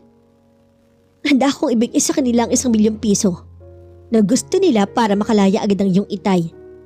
Pero kapalit niyon, lalayuan mo si Efren. Aalis kayo sa lugar na to at hindi ka na magpapakita pa sa kanya. Nakagat niya ang mga labi. Talagang gagawin ng babaeng to ang lahat para wasakin ang pagmamahalan nila ni Efren. Huwag ka mag-alala. Bibigyan ko kayo ng malaking halaga na mababaon ninyo at magagamit sa pagsisimula ng bagong buhay. Talaga bang gano'n na lang ang galit ninyo sa akin? At handa kayo gawin ang lahat para lang makalayo kami ni Efren? Huwag ka na magdrama pa, babae. Wala akong panahong maghintay sa iyong sagot. Pag alis ko sa bahay na to, hindi ka pa makakapagpasya. Tapos na ang alok ko. Pero wag mong isiping hindi ko na kayo hahadlangan ng anak ko. Kung tatanggapin ko ang alok nyo, kailan naman po makakalaya ang aking itay? Bigyan mo ako ng 5 araw at makakalaya siya.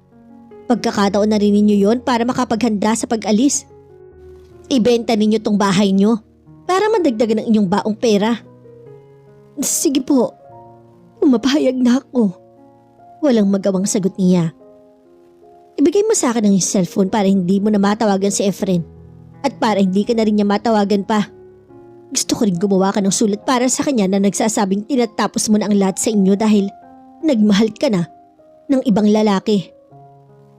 Saglit siya nag-alinlangan sa katumpakan ng kanyang desisyon. Mahal niya si Efren, pero nasa panganib ang buhay ng kanyang itay kung mananatili ito sa kulungan. Tumayo siya at kinuha ang kanyang cellphone sa kwarto.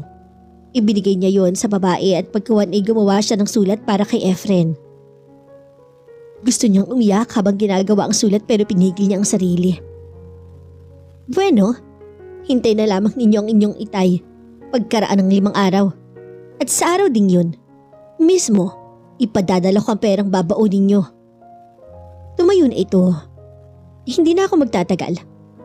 Inihatid niya ito sa labas at pag-alis ito ay nagbalik siya sa likod bahay at doon nag-iiyak na nag-iiyak. Samantala, kaninang tanghali bago siya kumain, ilang ulit niyang idinayal ang numero ni Rosa pero hindi nagre-ring. Inakala ni Efren na nakapatay lang ang cellphone ng kasintahan. Ngayong gabi na at handa na siya matulog. Ilang beses na rin niyang naidayal ang numero ng kasintahan Hindi pa rin nagre-ring iyon at laba na siya nagtataka. Naiimposiblihan siya sa isiping nakapatay ang cellphone nito. Bakit ito papatay ng cellphone? Imposible na nagdadrama ito dahil ilang araw na rin siyang hindi nakakatawag dito. Naging very busy kasi siya nitong nakaraang linggo dahil nga sa pagsisimula ng construction ng building. Pero sinabi naman niya yun kay Rosa na baka ilang araw siyang hindi nakakatawag at alam niyang nauunawaan niya ng kasintahan. Posible kaya na nawala ang cellphone ni Rosa at itinapon na ng nakakuha ng SIM card? Ilang posibleng dahilan kung bakit hindi nagre-ring ang cellphone nito. Maari ring sira ang cellphone.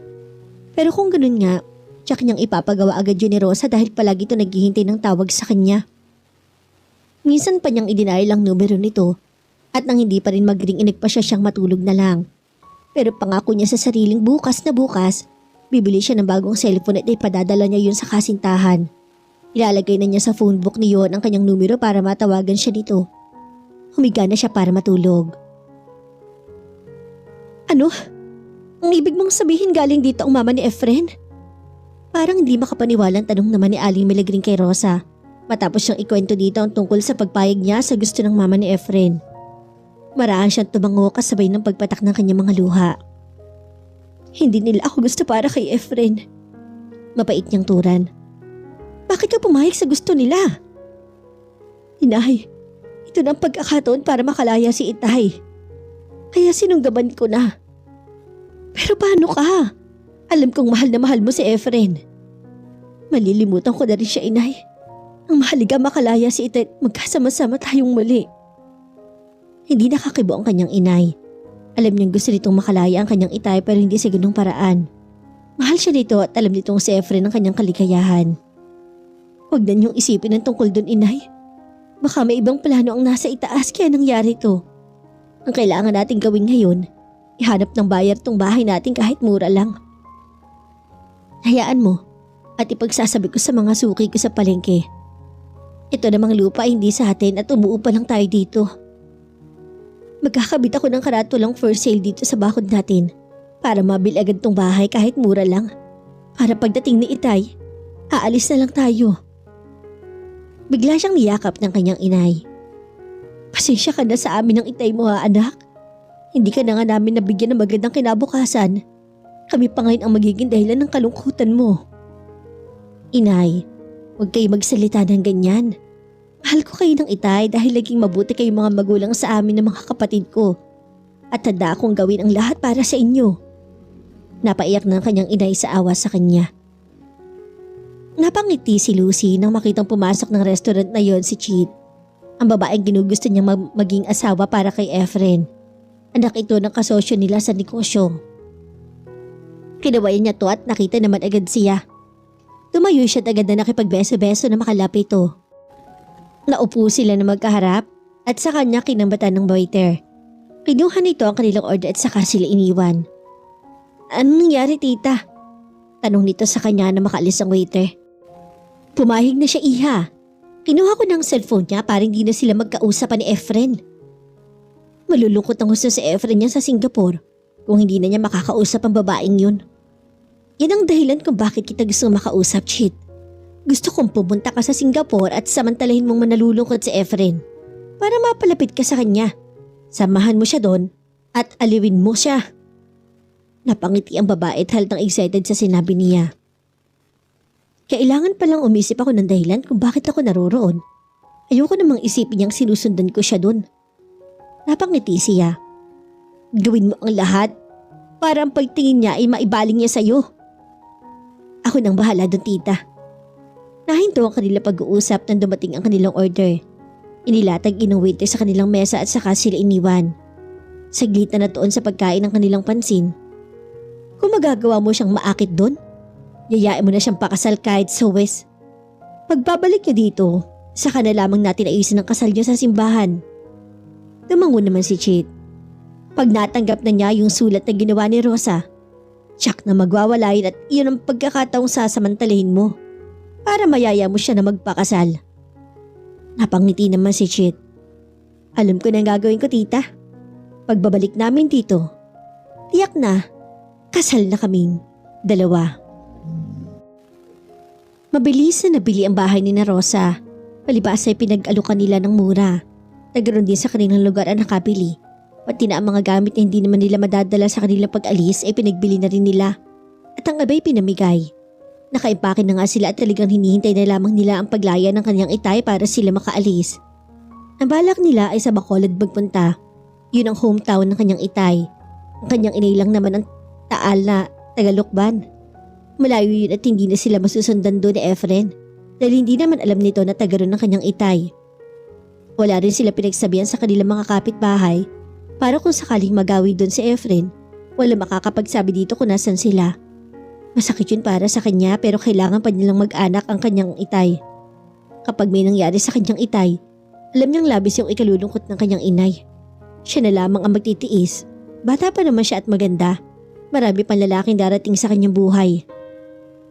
Nagwawala siya sa kanilang bakuran nang umagang iyon nang may humintong tricycle sa harap ng kanilang gate.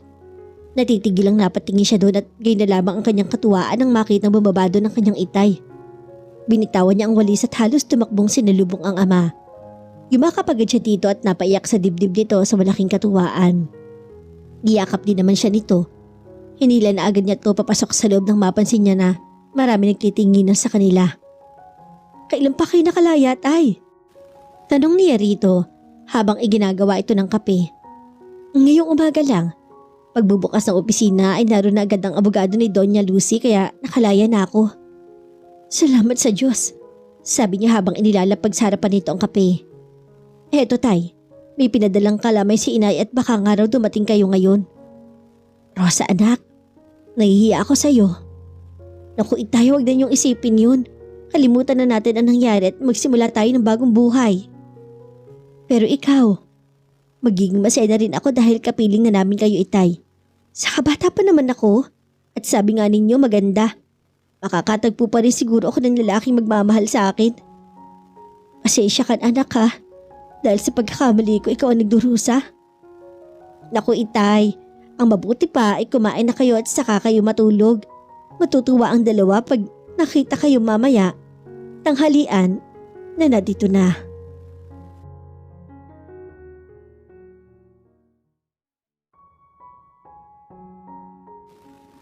Chapter 5. Maluwag na ang schedule ni Efren dahil naroon naman ang dalawa nilang engineer na namamahala sa construction ng building.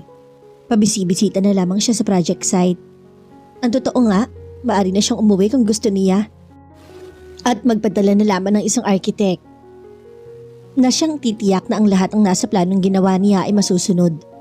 Pero ayaw naman niyang gawin yon. May bahagi kasi ng building na gusto niyang matignan ng paggawa. Maaring pagkatapos ng bahaging yon ay magpasya na siyang umuwi. Bago maghapunan, umuwi siya ng kanyang apartment at umitlip. Nagising lang siya sa walang tigil na pagtunog ng doorbell.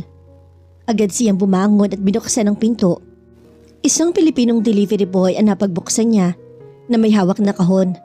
Nakilala agad niya ang kahon na yun. Yun ang kahon ng cellphone na pinadala niya kay Rosa. Magandang tanghali po sir. Kayo po ba si Mr. Domingo? Tanong niya sa lalaki. Ako nga. Babalik po namin sa inyo itong pinadala niyo sa Pilipinas. Ayun po sa branch namin doon ay iba na nakatira sa address na nakalagay dito. Iba? Opo sir. Sabi daw po ng bago nakatira ay pinagbili sa kanila ng dating may-ari ang bahay na yon. Hindi siya nakakibo. Pinipirmahan sa kanya ng lalaki ang isang resibo at saka binigay sa kanya ang kahon. Umalis na rin agad ito. Nagbalik siya sa kama na nagtataka. Bakit pinagbili ni na Rosa ang bahay ng mga to at saan kaya ililipat? Parang gustong sumakit ng kanyang ulo bakit basta na lang nawawala si Rosa nang hindi mo lang pinapaalam sa kanyang dahilan. Muli siyang nahiga. Sakbibi pa rin ang pagtataka sa pag-alis ni na Rosa nang hindi man lang nagsasabi sa kanya. Paano na niya ito makikita at makakausap? Gusto niyang magalit sa kasintahan. Para kasing baliwala na siya dito sa ginawa nitong pag-alis ang hindi nagsasabi sa kanya. Nagring ang kanyang cellphone. Agad niyang dinampot yun pero bahagya siya na dismaya nang isang hindi kilalang numero ang mabasa niya sa screen. Hello? Matamlay na sagot niya. Efren? Sagot buhat sa kabilang linya. Mapang-akit na boses ng isang babaeng agad naman niya na nakilala. Chit? Ikaw nga ba? Tanong niya. Ako nga. Salamat naman, kilala mo pa pala ako. Bakit naman hindi? Pero nasan ka ba? Narito ako sa Singapore. Talaga? Kailan pa? Tanong niyang bahagya ng sumigla ang boses. Kaninang tanghali lang. At heto nalulungkot na agad ako dahil nag-iisa lang naman ako. Baka naman pwede mo akong samahang mag-dinner para makakain naman ako ng husto? Sure, nasan ka ba? Sinabi nito ang pangalan ng hotel na tinutuloyan nito. Hintayin mo ako dyan. I'll be there in an hour. Make it 30 minutes naman. Huwag ka nang tumawad. Gusto ko kasing magpagwapo ng gusto para sa'yo. Para naman gwapo ang kadate mo. Natawa naman ang babae. Okay, bababa ako sa lobby after an hour para hindi ka na magtatanong pa sa counter. Okay, see you. Bye. Biglang napalis ang kanyang mga iniisip tungkol sa kasintahan dahil sa tawag na yun. Malungkot din naman siya dahil nag-iisa lang siya doon. Masigla na siyang nagtungo sa bathroom para maligo. Pagpasok niya sa lobby ng hotel ay natanawan agad ni Efren si Chit na nakaupo sa isang mahabang sofa at nagbabasa ng magazine. Nakita rin siya nito kaagad na tumayo at masaya siyang sinalubong. Yumakap agad sa kanya at walang pangingiming hiligkan siya sa mga lobby. Kahit maraming tao sa lobby.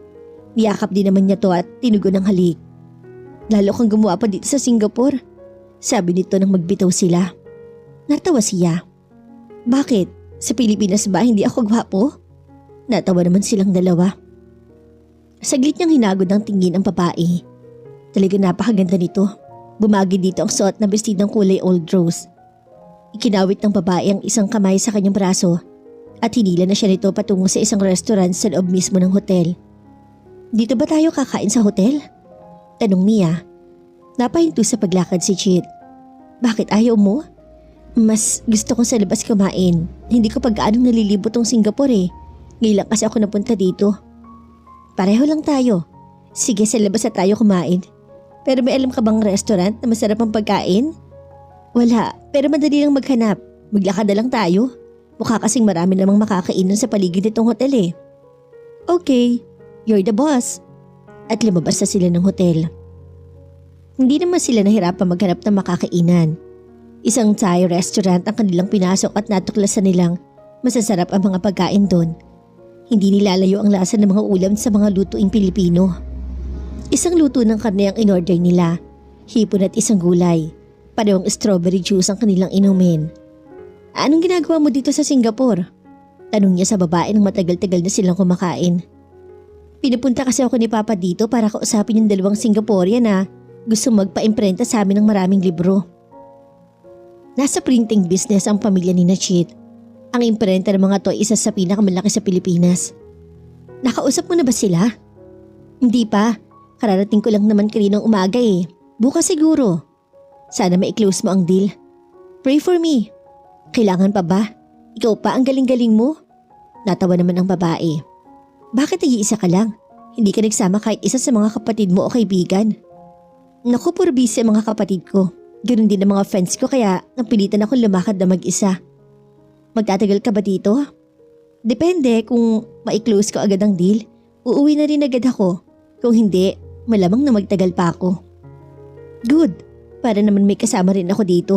Malungkot din ang nag-iisa eh. Sinabi mo pa. Anong gusto mong gawin pagkakain natin? Maggagala na lang tayo. Okay.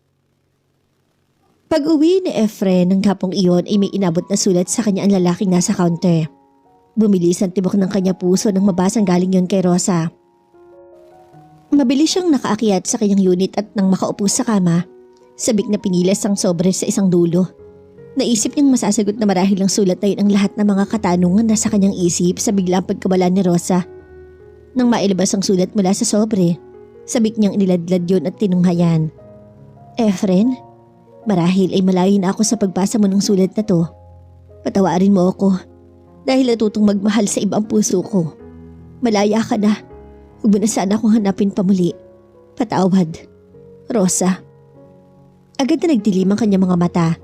Minsan pa niyang binasa ang laman ng sulat dahil parang hindi siya makapaniwala sa nilalaman niyon. Pero malinaw ang nakasaad sa sulat. At malinaw na sulat yun ni Rosa. Parang puputok ang kanyang dibdib sa malaking galit. Nalumukos niya ang sulat at galit na inihagis yun. Parang gusto niyang magwala. Pinagsusuntok niya ang kutsyon habang minumura si Rosa. Saan siya nagkamali? Paanong nagawa ni Rosa ay pagpalit siya sa ibang lalaki? Anong naging pagkukulang niya? Naramdaman niya ang pagkawala ng mga luha sa kanyang mga mata. Napakasakit ng ginawa sa kanya ni Rosa. Minahal niya to ng labis sa kabila ng pag-ayaw ng kanyang mga magulang dito. Para sa kanya, handa niya tong ipaglaban kahit itakwil siya ng mga magulang at alisan ng mana. Alam ni Rosa ang mga bagay na handa niyang gawin para lamang mapatunayan niya na mahal niya to. Ngayon, alam na niya kung bakit nagpalito ng numero. Kung bakit umalis sa dating tinitirhan. Kung iniisip mo nga habol-habulin kita, nagkakabali ka, Rosa. Patutunayan ko sa ginawa mo'y ikaw ang mawawalan at hindi ako. Kinuha niya ang kanyang cellphone sa bulsa at agad na tinawagan si Chit. Nakontak naman niya agad ito. Chit, nandiyan ka ba sa hotel? Oo, bakit? Puntahan na kita dyan. Nag-iisa ako dito sa apartment eh. Masyadong malungkot. Punta ka na dito. Sabi ko naman sa'yo pag nalulungkot ka, narito lang ako. Okay, maliligo lang ako at tutuloy na ako dyan. Nag-dinner sila sa labas ng gabing iyon. Halatang halata ni Chit ang kalungkutang pilit iginukubli ni Efren. May palagay siyang natanggap na nito ang sulat na ginawa ni Rosa na pinadala dito ng mama nito. Bakit ba parang malungkot ka? Kunwari pansin niya sa lalaki habang kumakain sila sa isang restaurant na malayo na sa hotel na kanyang tinutuloyan. May problema ka ba? Napabuga ng hangin si Efren bago hindi nagsalita. Efren, narito ako nalulungkot pero inalo mo ko. Sinamahan sa pag-iisa. Ngayong ikaw naman ang may problema. Narito ako para damayan ka. Bakit hindi mo sabihin sa akin kung ano man ang problema mo? Huwag dito. Mamaya, pagkakain natin, magkakalalakad-lakad tayo at dun ko sasabihin sa iyong problema ko. Napangiti si Chit. Ito naman dahil ang pagkakataong hinihintay niya para tuluyang mabaling sa kanyang pagtingin ni Efren. At wala siyang balak na palampasin ang magandang pagkakataong to. Pinadali niya ang pagkain kaya pati si Efren ay nagmadali na rin. Pagkakain ay lumabasan sila ng restaurant at saka naglakad-lakad. Sinimulang ikwento sa kanya ng lalaki ang tungkol kay Rosa. Kung paano nito minahalang kasintahan hanggang sa ipagpalit ito ng babae sa ibang lalaki. Galit na galit ito. Suklam na suklam kay Rosa. Kaysa sa mga salitang lumabas sa bibig nito para sa kasintahan. Ang mabuti pa doon tayo sa suite ko, Efren. Doon natin pag-usapan ng problema mo. Huwag ka mag-alala at tutulungan kitang makalimot sa masakit mong kabiguan. Pumayag naman agad si Efren. Nagtaksi naman silang pabalik sa kanyang hotel suite. Pagpasok nila ng kanyang suite, agad niyang niyakap ng mahigpit ang lalaki at saka hiniganto sa mga labi. Kiniskis pa niya ang harapan sa harapan ng lalaki. Nadarang naman agad si Efren at ilang saglit pa, tinutlugan na nito ang kanyang mga halik. Huwag ka nang umuwi ha, sabi niya sa lalaki nang saglit ay maghiwalay ang kanilang mga labi. Yan talaga ang bala ko kung papahayag ka. Nakangisi namang sabi nito. Basta ikaw kahit ano, papayag ako. Sabi niya na nakangiti ng mapang-akit. Dumilat si Efren. Nilingon ang katabing tulog na tulog. Bahagya nang nabawasan ng kanyang sama ng loob dahil sa ginawang pag-iwan sa kanya ni Rosa. Hindi niya akalain na makakaya rin pala siyang paligayahin ni Chit. Kung sa bagay, napakaganda ni Chit. Sopistikada at tulad niyang mataas ang pinag-aralan. Alam niyang marami ring lalaki ang naghahabol dito. Kaya nga lang, siya ang gusto nito. Ganitong iniwan na siya ni Rosa at ipinagpalit sa ibang lalaki. Hindi na siguro masamang kapalit si Chit. Gusto na talaga niya magkaroon ng sariling pamilya at mga anak. Sawa na siya sa buhay binata. Kung pakakasalan na niya si Chit, maiipakita niya kay Rosa na hindi niya inayakan ang pag-iwan nito sa kanya. Hindi niya ito bibigyan ng kasiyahan na malamang naghinagpis din naman siya sa pagkawala nito sa kanyang buhay. Nakagawa na siya ng desisyon. O at isang biglaang desisyon pero alam niyang tama at mabuti. Masusunod pa niya ang gusto ng kanyang mama at papa. Tingin naman niya, hindi siya mahihirapang pag-aralang mahalin si Chit. Pumihit si Chit para sa kanya. Dumilat, naramdaman marahil nagising na siya. Bakit ang aga mo yatang nagising? Tanong nito sa kanya. Wala, may iniisip lang ako. Masuyong yumakap sa hubad niyang katawan si Chit, ang isang hita idinigaan sa kanya. Maaari ko bang malaman ang iniisip mo? Ngumiti siya sa babae. Gusto ko na mag-asawa. Gusto ko na magkaroon ng sariling pamilya at mga anak. Talaga? Oo. Ano ba ang nangyari sa mga taong kakausapin mo dito? Di ba sila napapasagot? Bakit? Gusto ko na kasing umuwi tayo sa Pilipinas. Pati ako? Oo. Di ba sabi ko gusto ko na mag-asawa? Oo nga. Bakit ako ba ang gusto mong maging asawa? Sino pa? Lumapad ang pagkakangiti niya. Pagkuha na inilapit ang mukha kay Cheat na parang hindi makapagsalita. Dala marahil ng kaligayahang nadarama nito ng mga sandaling yun. Naglapat ang kanilang mga labi at sa ikalawang pagkakataon ay naranasan niya ang kaligayahang iyon sa piling ni Cheat. Na-close naman ni Cheat ang deal ng sumunod na araw. Nag-celebrate sila ng gabing yun at halos madaling araw na silang nagbalik sa suite ng babae. Nang sumunod na araw, nagbalik sila sa Pilipinas. Tuwang-tuwa ang kanyang mama at papa nang malamang payag na siyang pakasal kay Cheat. Hindi na nagpatumpik-tumpik ang kanyang mama at papa. Nag-aalala marahil na magbago pa ang kanyang isip. Kinalingguhan din ay nagtungo sila sa mansyon ni na Cheat sa Ayala, Alabang para mamanhikan. Kasama nila ang dalawa niyang kapatid at isang tiyahin. Hindi na sila nagdala ng pagkaing pagsasaluhan. Ang mama na ni Cheat ang nagpresenta na maghahanda. Masaya silang nagsalo-salo. Higit na masaya ang kanilang mga magulang dahil natupad din sa wakas ang kagustuhan ng mga to na maipakasal silang dalawa. Habang kumakain, nag-usap-usap na mga to sa mga detalye ng kasal. Pinag-uusapan na ang kanilang magiging mga ninong at ninang. Pawang malalaking tao ang mga pangalang sinasabi ng mga to. Hindi naman sila sumasali sa usapan. Basta masaya lamang silang kumakain at nagsusubuan pa kahit kaharap ang kanilang pamilya. Matapos ang masaganang hapunan ay nagtuloy pa sa sala ang mga matatanda para pag-usapan pa ang ilang detalye ng kasal. Sila naman ay nagtuloy sa hardin para masolo nila ang isa't isa. Naupo sila sa isang metal bench sa ilalim ng isang malagong puno malapit sa swimming pool. Pupunta nga pala ako sa Baguio sa Saturday morning, sabi niya kay Cheat. Baka gusto mong sumama, overnight tayo. Bakit? Anong gagawin mo sa Baguio? Kakausapin ko yung best friend ko nung nasa college pa ako. Si Jake, kukunin ko siyang best man sa kasal natin. Sumama ka para makilala mo din siya. Doon tayo sa hotel niya matutulog. Hotel niya? May hotel ang kaibigan mong to? Oo, isa sa mga sikat na hotel sa Baguio actually. Big time naman ang kaibigan mong to. Paano siya nagkaroon ng hotel sa edad niyang to? Actually, hotel yun ng kanyang papa. Pero nung magpa siya ang kanyang papa na sundan ng kanyang mama sa Germany at doon naman nirahan, iniwan sa kanya yung hotel. Kakagraduate pa lang niya noon sa kolehiyo pero nagawa niyang paunlarin at makilala ang hotel. Sa tuwa ng kanyang papa, pinamana na sa kanya yun. Wow, big time talaga siya. O ano, sasama ka ba? Hindi ako pwede sa Saturday, may mga tao akong kakausapin eh. Mga foreigners. Why not make it Sunday para nga makasama ako? Hindi pwede eh. Gusto ko narito na ako sa Sunday para makapagpahinga naman. May pasok na kasi sa Lunes at marami akong nakatambak na trabaho. Sorry, hindi ako makakasama. Pero some other time, bago tayo ikasal, punta tayo ng Baguio para makilala ko naman si Jake. Okay. Maya-maya ay naramdaman niya ang isang kamay ni Cheat sa kanyang mga hita. Napatingin siya dito at nagtamang kanilang mga mata. Unti-unti niyang tinawid ang maikling pagitan ng kanilang mga mukha. Nagdaop ang kanilang mga labi para sa isang mainit at mapusok na halik. 4:00 pa lang na madaling araw, gising na si Efren. Nakapaligo na siya at nakapagbihis ng pamanaog dala ang isang bag ng kanyang damit at ilang personal na gamit. Nababaan niya sa komedor ang kanyang mama at papa na nagkakape. Humalik siya sa kanyang mama at inipik sa balikat ng kanyang papa.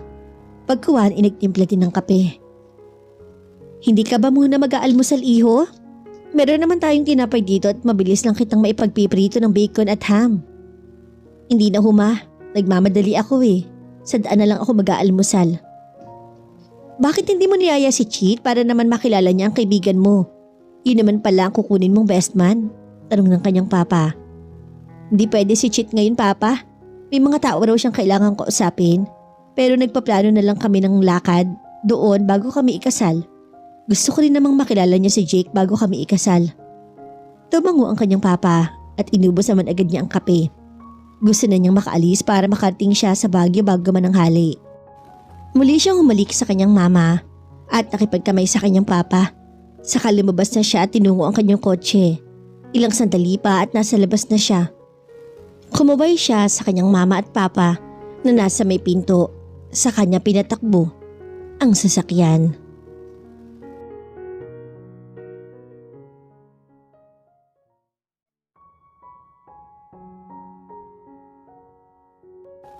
Chapter 6. Finale. Mabilis naman ang kanya naging biyahe. Balibasa ay madaling araw pa at kukunti pa lang ang sasakyan sa kalsada. Mabilis siya nakarating sa North Expressway. Doon naman ay maluwag, lalo dahil inaayos na yun kaya naman bago paganap na tumaas ang araw, nasa Tarlac na siya. Huminto siya sa isang Jollibee outlet doon at nag-almusal. Hot chocolate lang naman at 3 pancake kaya madali siyang natapos kumain. Nagpatuloy na ulit siya sa paglalakbay. Mabilis pa rin naman ang takbo niya dahil nasa probinsya na siya at hindi na katulad sa Maynila ang dami ng mga sasakyan sa kalsada. Mga bandang 10:00 ay nasa Baguio na siya. Gusto sana niyang tawagan si Jake pero wala naman siyang cellphone number nito. Ang alam niyang number nito ay sa landline. Tinawagan na nga niya ito noon pang isang araw para makatiyak siyang naroon sa hotel sa araw ng pagpunta niya doon. Nakarating siya sa hotel nito, ang Golden Palm Hotel na hindi kalayuan sa Mines View Park. Napangiti siya nang matanaw si Jake sa may carport ng hotel na kinakausap ang isang security sa may pinto. Ibinaba na agad niya ang bintana ng kotse bago pa man huminto ang kanyang sasakyan sa carport. "Jake!" Tawag niya sa kaibigan. "Efren!" Masayang bulalas ito at saka iniwan ng kausap. Bumaba naman na agad siya sa kotse at ipinabahala na sa isang valet ang pagpapark sa sasakyan. Agad sila nagyakap ni Jake na tila mag-asawang matagal na nagkalayo at noon lang ulit nakita. Mahigpit sila na nagkamay. Matagal na kasi silang hindi nagkikita. After graduation pa yata ang huli nilang pagkikita at iyon ay mahigit 5 taon na ang nakakaraan. Hindi naman kasi siya naakyat ng Baguio. Iniwan na nito ang kausap at niyaya siya sa loob. Magkahawak kami pa sila na parang magkasintahan. Ganun silang nasabik ng husto sa isa't isa. Maaliwalas ang malubang na labi. Maraming tao na nagsilisaw doon. Habang ginagala niya ang tingin ay may nahagip ang kanyang mga mata sa isang panig ng labi. Bumitaw siya kay Jake at humakbang palapit sa bagay na nakatawag ng kanyang pansin. Napasingap siya na makalapit doon at mabastan iyon. Isang painting na nakasabit sa isang bahagi ng lobby. Hindi siya maaari magkamali. Iyon ang painting ni Rosa na hindi pa tapos nang umalis siya patungong Singapore. Pakiramdam ni Efren, mapapaiyak siya habang nakatitig sa painting na yun. Maganda ang pagkaka-frame pero higit na maganda ang painting. Hindi siya maaari magkamali. Iyon ang painting na ginawa doon ni Rosa sa kanilang rest house sa Zambales. Ang bahay kubo at ang malaking puno sa likuran nito. Hindi niya maaaring malimutan ang 2 element na yun na siya pa lamang natapos ni Rosa noon. Ngayon itapos na ang painting. Bahay kubo sa gitna ng malawak na plantasyon ng mga bulaklak. Napakaganda ng pagkakayari. Makulay at nagdudulot ng sigla sa bawat makakakita. Dumako ang kanyang mga mata sa ibaba sa kanang bahagi ng painting. Isang simpleng Rosa ang nakasulat. Pero kahit wala ang pangalang yon, hindi siya maaaring magkamali na iyon ang painting ni Rosa. Kilala ng puso at kaluluhan niya ang painting na yon kahit na hindi niya nakita kung paano yun natapos. Palihim niyang kinagat ang mga labi upang hindi lumaglag ang kanyang mga luha. Biglang-bigla niyang naalala si Rosa. Biglang-bigla niyang nadamang mahal na mahal pa niya to at kinasasabikan niya to na makita. Maganda, hindi ba? Tanong ni Jake na nasa likuran pala niya. Oo, sabi niya sabay tango pero hindi nilingon ng kaibigan. Marami nakakapansin sa painting na yan. Kaya nga tamang-tama na dyan ko siya nailagay. Paano mo siya nakuha? I mean, paano mong nabili yan? Saan? Naku, mahabang kwento. Halika doon tayo sa office ko. Doon tayo mananghali at doon ko ikukwento sa iyo tungkol sa painting na yan. Malakas ang kabog ng kanyang dibdib nang sumama siya kay Jake patungo sa office nito. Hindi pa niya maiwan ang painting kaya nilingon pa niya to ulit. At talagang napakaganda. Pagpasok nila sa office ni Jake, tumawag ito sa food service at nagpahatid ng pagkain doon para sa kanilang dalawa. Hindi naman nagtagal at 2 waiter ang pumasok dala ang mga pagkain. Inilatag ang mga yun sa isang pangdalawahang mesa at saka sila iniwan. O kain na tayo, yaya ni Jake. Jake, gusto ko munang malaman kung paano napasa iyong painting na yun. Napangiti ang lalaki bagaman at bahagya nagtataka kung bakit gano'n na lang ang kanyang interes sa painting. Okay, ganito yon. Pagsisimula ni Jake. Namatay ang tiyahin kong kapatid ni Papa sa Bacolod. Umuwi dito si Papa at nagpasama sa akin na pumunta doon.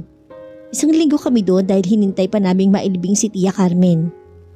Nakatingin lang si Efren sa kaibigan habang nagkukwento to.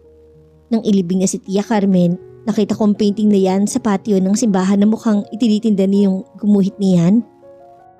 Habang pinagbimisahan yung patay, ay kinausap ko yung babae dahil naakit talaga ako sa painting. Naisip ko magandang i-display yun sa labi nitong hotel. Pinagbibili nga, 40,000 ang binayad ko dyan. 40,000? Actually, 30,000 lang ang presyo pero nang malaman kong kaya niya pinagbibili ang painting dahil sa kanyang inang may sakit, dinagdagan ko na ng 10,000. Tulong ko na lang kako sa kanyang inay. Hindi siya nakakibo. Kamamatay lang daw ng kanyang ama. At yung nanay niya parang masyadong dinamdam yung pagkamatay ng asawa kaya parang nagkasakit. At ang masama, parang ayaw ng tulungan ng sarili para gumaling. Nalaman mo ba ang kinamatay ng kanyang ama? Oo. Dun kasing ilibing si Tia Carmen, wala akong dalang pera para mabili ko yung painting. Kaya hiningi ko ang address niyong babae. Sabi ko pupuntahan ko siya sa bahay. Matapos ang libing o kinabukasan at saka kukunin yung painting. Sa bahay nila, naikwento niya sa akin na yung father pala niya ay nakasagasa ng isang lalaki sa pagmamaneho nito ng jeep. Namatay yung nasagasaan at masyado yatang nagilty ang kanyang itay kaya nagkasakit. Kasi raw, talagang kasalanan ng kanyang itay ang pagkakasagasa sa lalaki. Taga Bacolod ba silang talaga? Tanong niyang gustong makatiyak. Taga Lucban, Quezon daw sila. Pero nang makasagasa ang kanyang itay, napilitan silang umuwi sa Bacolod dahil taga roon ang kanyang itay. Sa sarili ay napailing si Efren. Yung kanyang itay, mabubulok sana sa bilangguan dahil nga sa pagkakasagasa sa isang lalaki.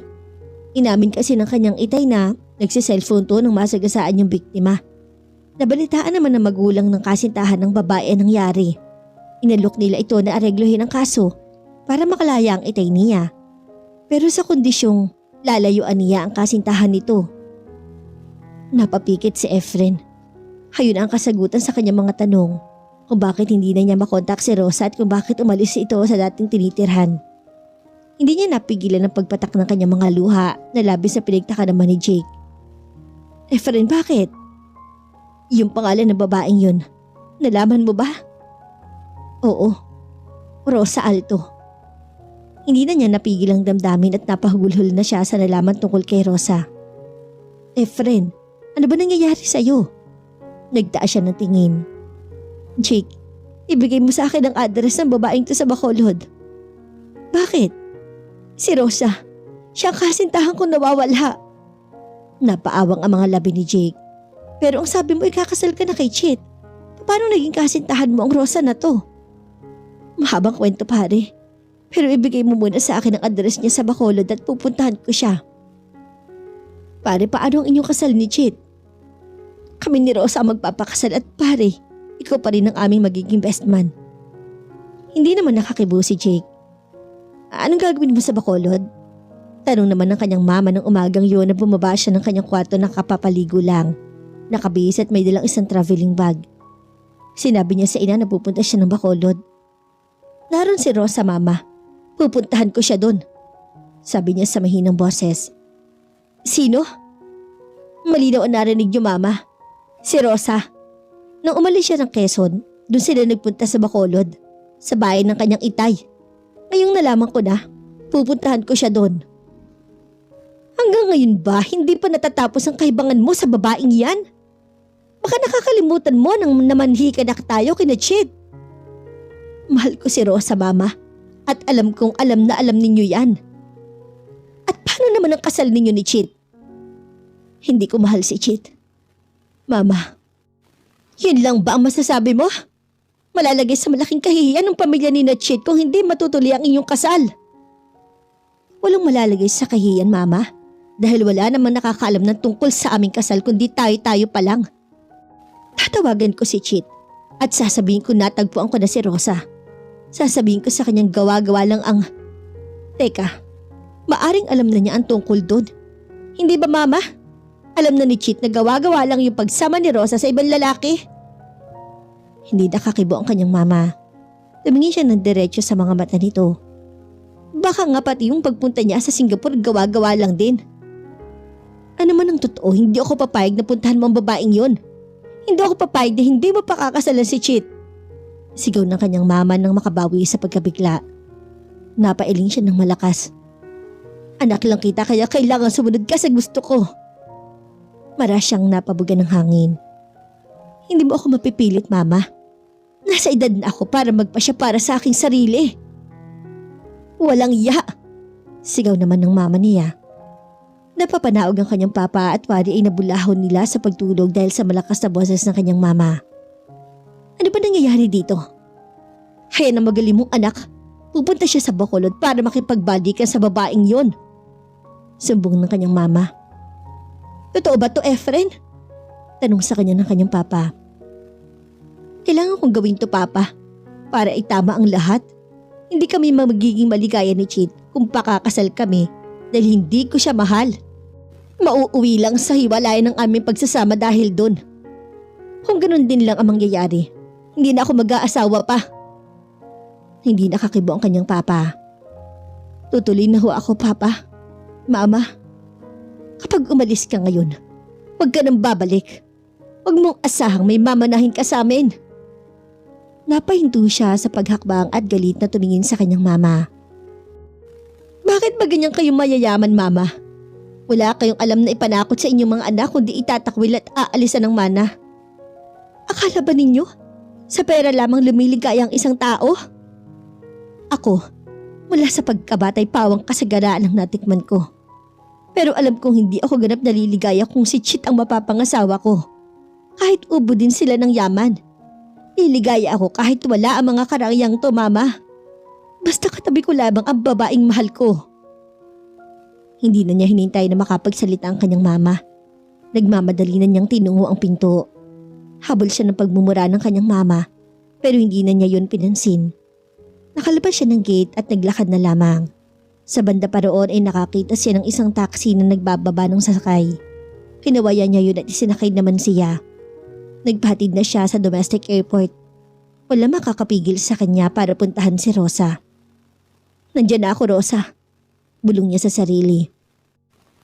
Samantala, napahinto sa ginagawa si Rosa nang makita si Jessie na umaakyat ng balikonahin na may dalang isang malaking baso ng sago at isang stick ng kamote Q na maraming asukal at medyo sunog ang pagkakaluto. Napangiti siya. Yun ang paborito niyang merienda. Dinampot niya ang basahan sa isang tabi at pinahid ang pintura sa mga kamay. Kasalukuyan siya nagpipinta noon. Pangalawang kwadro niya at malapit nang matapos. Katulad din ng unang tema ng pangalawang painting na yon. Isang may edad na babae sa gitna ng malawak na taniman ng mga bulaklak. May basket na nakasabit sa isang braso ng babae na puno ng mga bulaklak. Ang isang kamay naman nito ay may kip-kip na isang punpo ng mga bulaklak na pinitas nito. Sa paligid ng babae, pawang nagagandahang mga bulaklak. O ate, merienda ka muna. Masayang sabi ni Jessie at inabot na sa kanyang stick ng kamote Q at ang baso ng sago. Agad naman siyang uminom ng konti. Lumapit si Jessie sa harap ng malaking canvas. Ang ganda naman nito, ate. Tapos na ba to? Konti na lang at tapos na. Sagot niya. Naku, malaking pera na naman to, ate. Ang ganda-ganda kasi eh. Sana nga, bukas nga tatawagan ko yung bumili ng una eh. Sabi niya pag may nagawa akong bago, itawag ko sa kanya. Naku ate, may suki ka na pala. Mukhang mabait yung bumibiling iyon sa'yo, no? Oo nga eh. Sana mas malaking ibayad niya para dito. Mas malaki naman ang kwadrong ito eh. At mas maganda, ate. Napangiti siya sa kapatid.